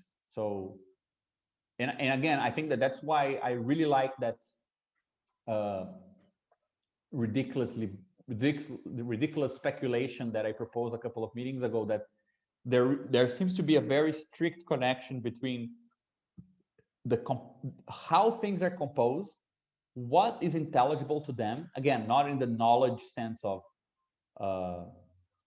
a theory that they have, but in the sense of what they can sense, right? What is immediately intelligible to that composed body, and what it can intervene upon. Like it seems like there is a connection between these three dimensions: what you can change, what you can kind of sense, and what you can and how you are composed, right? Or how you are organized. And that seems to have something to do both with, you know, how you are organized, has something to do also with that kind of port perspective of how you can be connected to other things. So how you are organized and how you can be organized by something else, like by an environment, by some constraints. Like that's kind of the same. So what constraints you can pass seems connected to that. Like what you can sense and what therefore is mappable or relevant to be mapped, or what you can help to make intelligible, seems kind of connected as well. And you know, what you can change or intervene upon, and how those changes can kind of resonate with other changes and accumulate force and things like this, seems to be also like you could extrapolate from this trinity from the organization to the environment, you know, like organization, intelligibility, and intervention kind of becomes how you connect, you know, how you map the environment, and let's say what is kind of adding on of change upon change, right? Like the sort of proper world change in a way, perhaps. Yeah. Yeah, because I think, yeah, those three things seem to map kind of well onto, at least two of those map into the forward and the backwards part of the optics thing, like mapping actions forward and some information about the environment back, maybe. Yeah, but I was thinking of a simple example of adding sensors, which is simply like, does your leadership, like if it's, I don't know, the LGBTQ movement, information. If you want your organization to be sensitive to that movement, one kind of basic way is just to have people in the leadership of your organization be queer, right? Then, Yeah, I think that's a good example. Like, exactly as you said, imagine that you want to be conductive or to participate or to be affected or have some relation to some specific queer organization, right? If you're totally oblivious, like you're not composed in certain ways, it's much harder to let's say be affected by things that make a difference to that other organization, right? exactly. So there, Yeah. I mean, you actually get the three things because you need to be composed in some ways so that when you intervene, you get to map information in some ways, right? So let's say if you're a white cis heteronormative ally of the queer movement, right? You go together to a protest or you participate in some action. Since the cost of, you know, even better example, but well, that example works as well. The cost of, for example, harassing a white middle-class rich person is much higher, much harder to do than harassing a trans person. The reaction to that protest that you did together will be unevenly distributed, meaning like the queer organization with queer people actually actively involved in it will suffer a reaction and will have to readjust and respond to it in a way that your organization of allies but which are internally totally kind of removed from that political process, you won't feel like anything needs to be changed. Yeah. Right? So it actually connects, like the sort of ports you have into the environment are actually conditioned on the compositional part, right? So composition is not one of the arrows going in and out, is the sort of building of the box, right?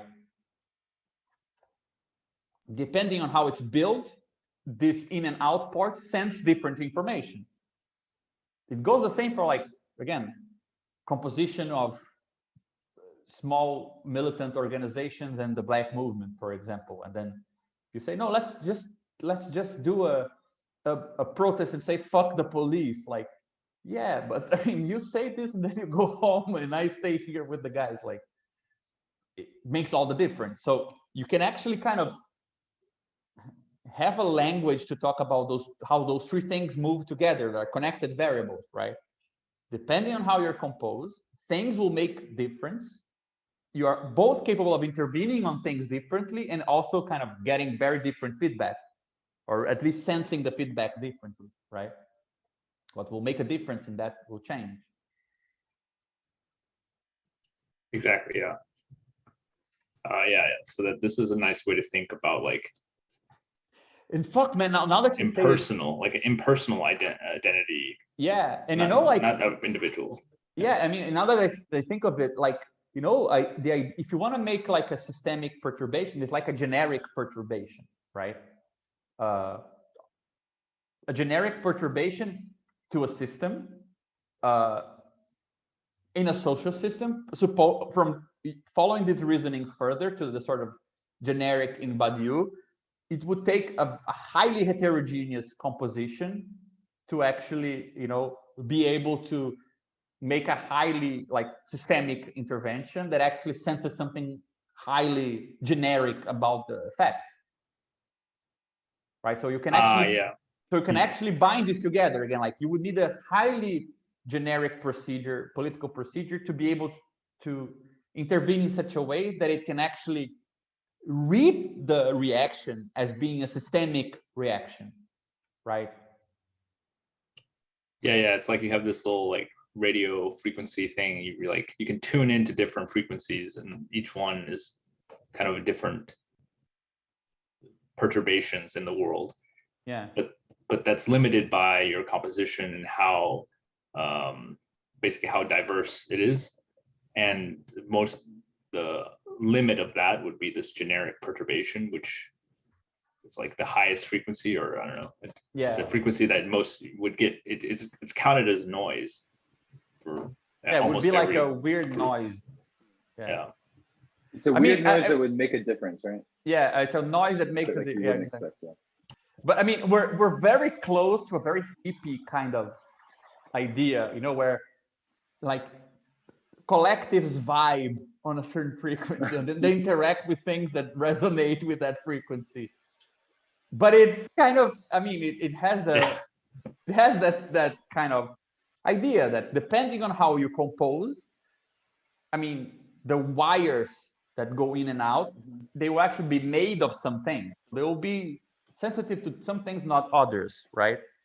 And then you have this double problem, which is, I think that the stakes of the challenge are clearer because in one way, you need many different of these processes to come up with a very generic, like a very heterogeneous sort of environment or larger system.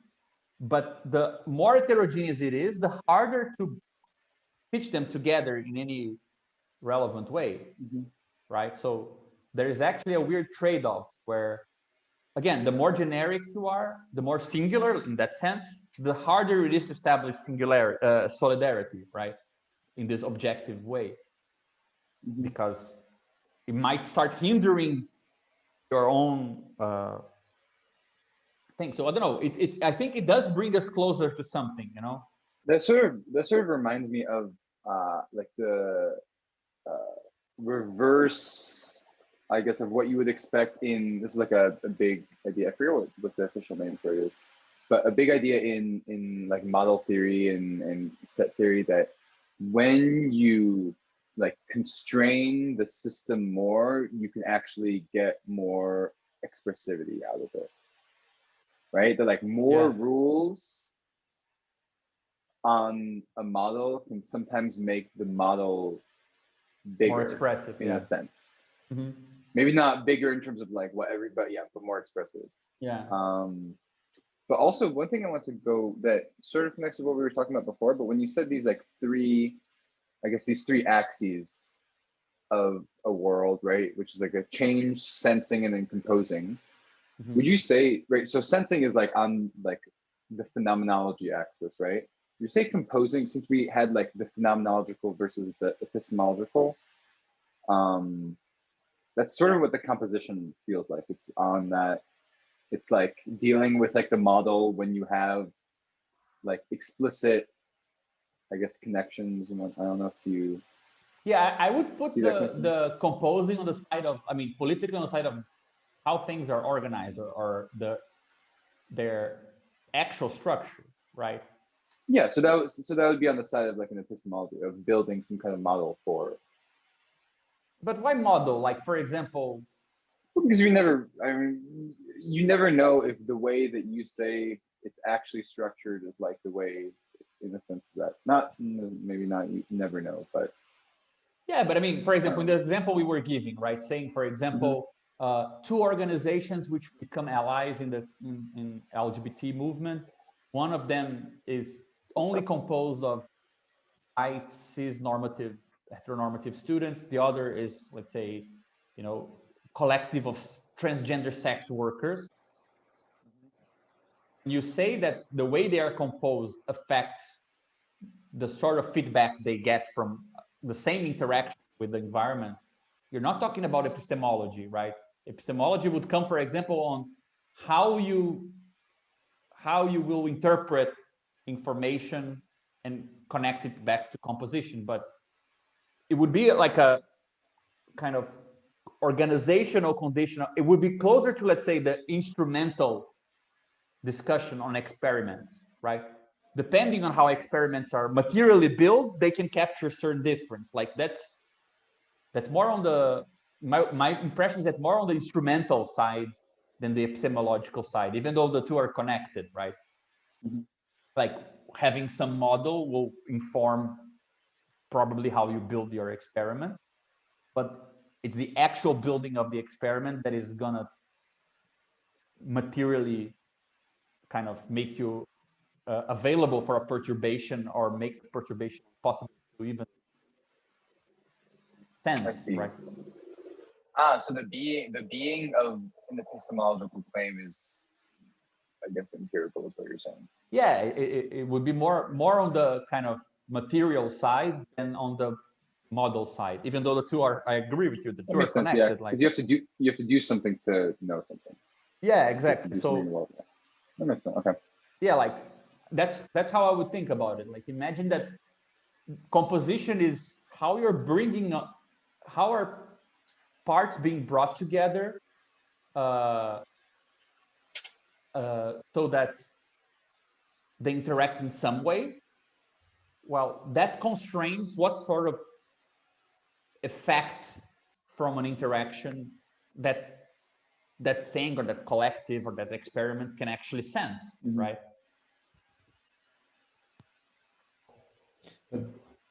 Yeah, but there's still a sense that it's not always that the internal, like the at least presupposed composition of an organization defines like the range, the diversity of effects, right? Because sometimes what you think is the internal diversity that should be able to produce like your effectivity might just like work against you, like so. Yeah.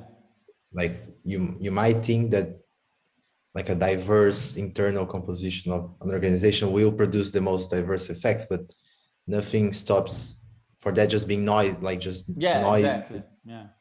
right? So there's also the opposite case where, like the example of the memes, how it's an idea of how by like using a yellow vest is just like enforcing this kind of like indifferent difference inside the movement allows for the greatest like range of effects, and like the most generic perturbation in this case is brought by this kind of like radical, at least Uniformity, in the formal, right? yeah. Yeah, but I So mean, there's a, I think the two I agree on. I don't think the two arguments are the same, yeah, but this seems to, because I mean, like, I think that you can actually go further than that and say that in some situation you might need like something ridiculously restricted, as Yasha was saying, in order to. I mean, more than that, you could simply say that sometimes you only learn what's relevant in your composition by the effect to begin with, right? So you Yeah. might think, for example, that organizing in some horizontal or some particular way is going to make you more effective. Then you find out that that's not the case. You should have the flexibility from the effects to change your own constitution based on that. So I think, first of all, there is not a direct, it's not a planned, controlled dimension. It's, these three variables should all interact with one another, right? Like how you compose should limit somehow how you can interact and how you can sense change reactions, but reactions can actually change how you compose, and therefore themselves change how you act anew, right? So you shouldn't have to choose one as being the main propeller. But in that particular case of the yellow vest, I think that there's actually something else, which is, I wonder what is the correct level of analysis where you get this uniformity, but inside of it, as you said, it becomes very, very, I mean, it's not simply heterogeneous, it's more to the side of the anonymous, right? It's not simply like, look how diverse it is. That's not the proper statement to capture it, right? It's look how it doesn't really matter what's beyond this point. So, I mean, I think it's not a matter of stating positively what the correlation is between composition and effects. For example, perhaps the statement to be to be as heterogeneous as possible is always desirable is too strong a statement, because nothing guarantees that genericity is the same as having a bunch of different predicates. It might be something more specific than that, right? In a certain political situation. But I think it's just going as far as saying that there is a correlation between what an organization can sense from its effect, from the effects, right, from the reaction to its effect, to its actions and its composition, that those three dimensions are connected of intelligibility, organization, and intervention, right? You know, one thing that I mean, I really think we never really talk about this, but because it's like just such a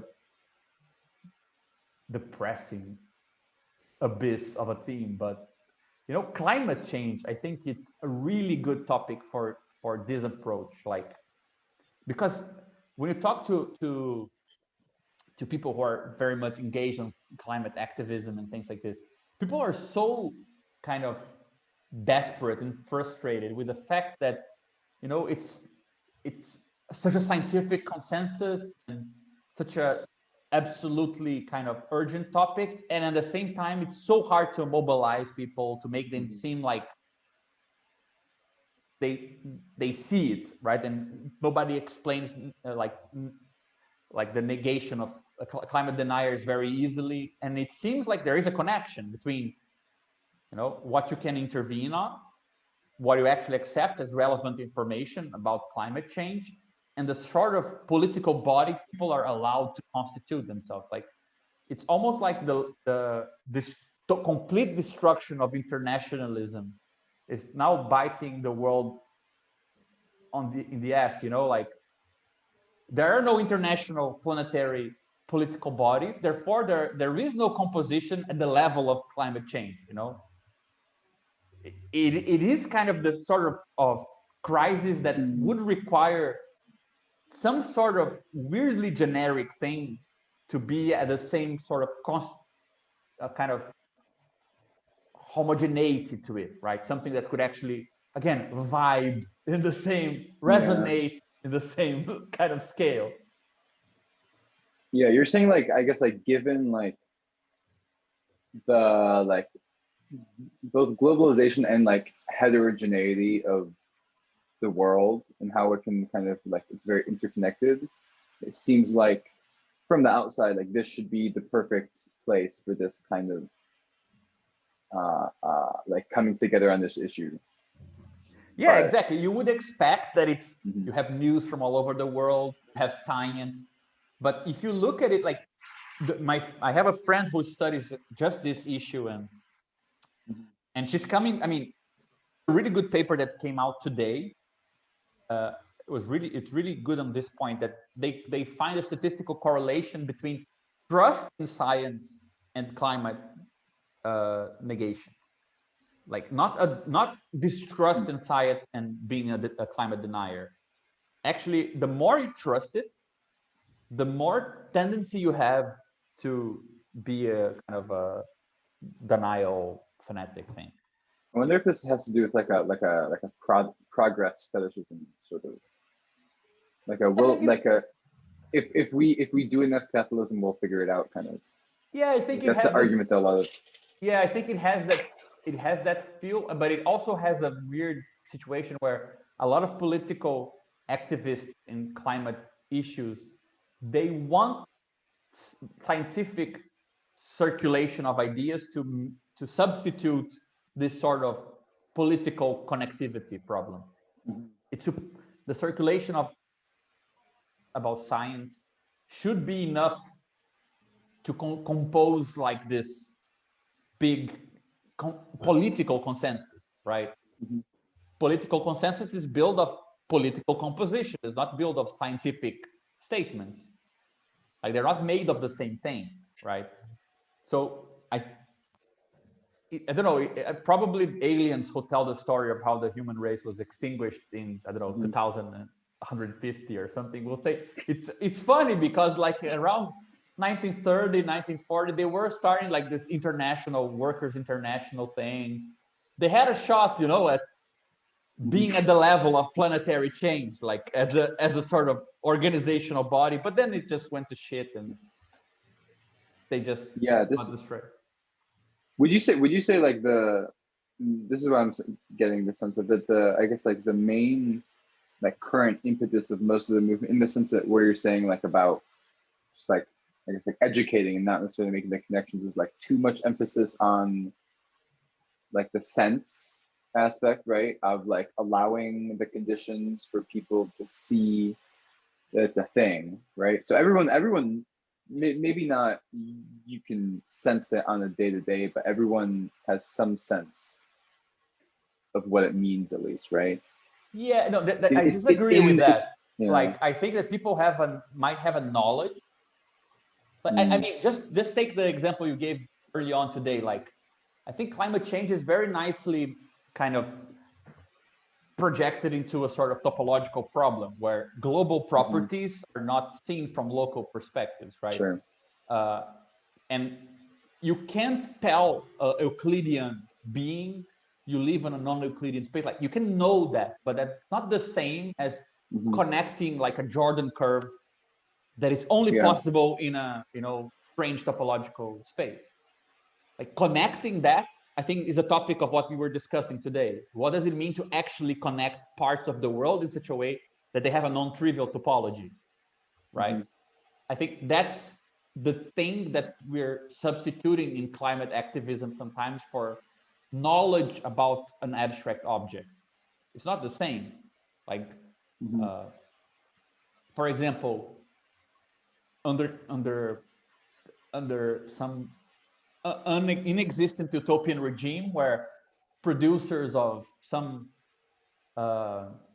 rural product in Brazil need to coordinate through some meaningful way with producers somewhere else in the world, it's very likely that that information is actually concretely sensible. Like, there are objects that are the size of the world, and if you're cooperating and information is actually being shared and that information makes a difference, probably coming up with a sense for climate change would be less of an issue, rather than saying, look, absolute competition, geopolitical mayhem, but you have the knowledge of science and do something about it. Like, Mm.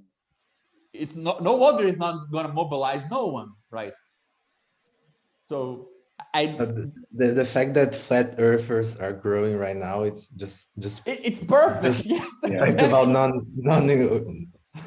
the world being it being a more effective way of like connecting Yeah, people, even though we live in like a globe in which science is able to say we live in a globe. Like, exactly. I mean, I think flat earthers give the truth of the climate crisis. Like, it is a similar, like, they're the purest conspiracy. That's why they're my favorite one. Like, the purest kind of pathology of totality. It's literally like the topological problem. And yeah, exactly. Yeah, it's true. I really like it, man, and I find it very amazing, like, that they just so in your face, And I mean, this actually builds up to my private position, which is you won't get to probably solve climate change without, communism. So, like, it's not like solve climate change and then get to communism. I think it's unfortunately the other way around. Like, probably we're fucked. Probably we're fucked. Yeah. But it's a strange, it's a nice argument. Yeah, Yeah. At least we have that argument now. at least least while we- we're dying, we have we'll this say example. we told you so. Yeah. That's true. All right. Anyway, guys, I need to run. I need to cook dinner here. Okay. Yeah. Of course. This is a good little discussion. Yeah, I think it ended on a high, like a nice, nice high Inevitable note of- destruction. a nice, Ending good. yeah. Nice. Yeah. Great, guys. Do we have Alright. ideas for the next Ah. week? I just got Actually- this new Nunes book. I'm gonna start reading it. You guys didn't talk. It looks Yeah, good. I thought we could invite him at some point, if you guys are up for it. But I'm not sure if we Mhm. want to have a meeting on his book in the near future. I do have one idea that actually I was talking to Dennis about it today. Like, we're starting to plan like a more structural kind of skeleton for what would like a book project around the primer and those ideas look like. And I think it would be cool to perhaps have like a summary and then talk about, what would an argument that actually fills in all the gaps look like, even if we don't know Mhm. what goes where, perhaps at some point Mhm. that could be a a nice meeting to do as well. And yeah, I'm gonna start studying this optics combs stuff. So probably in the near future, I'm gonna try to unload my doubts on you guys. Okay, let's do it. Yeah, I'm looking forward to all those. I like all those ideas. Yeah. Let's talk through what's up as well. Just see what everyone thinks. I know Caron had an idea on what to present as well. So I don't know. We should check there. Gabriel, did Raquel said anything about like the meetings in Portuguese and? No, we're meeting next week. She's actually coming to Rio and she's staying here. But I haven't spoken to her about it this last couple of days. But I'll let you know. Guys, Cool. have to run. Okay. All right, take care. Yeah. We're good Bye, night. guys. Bye.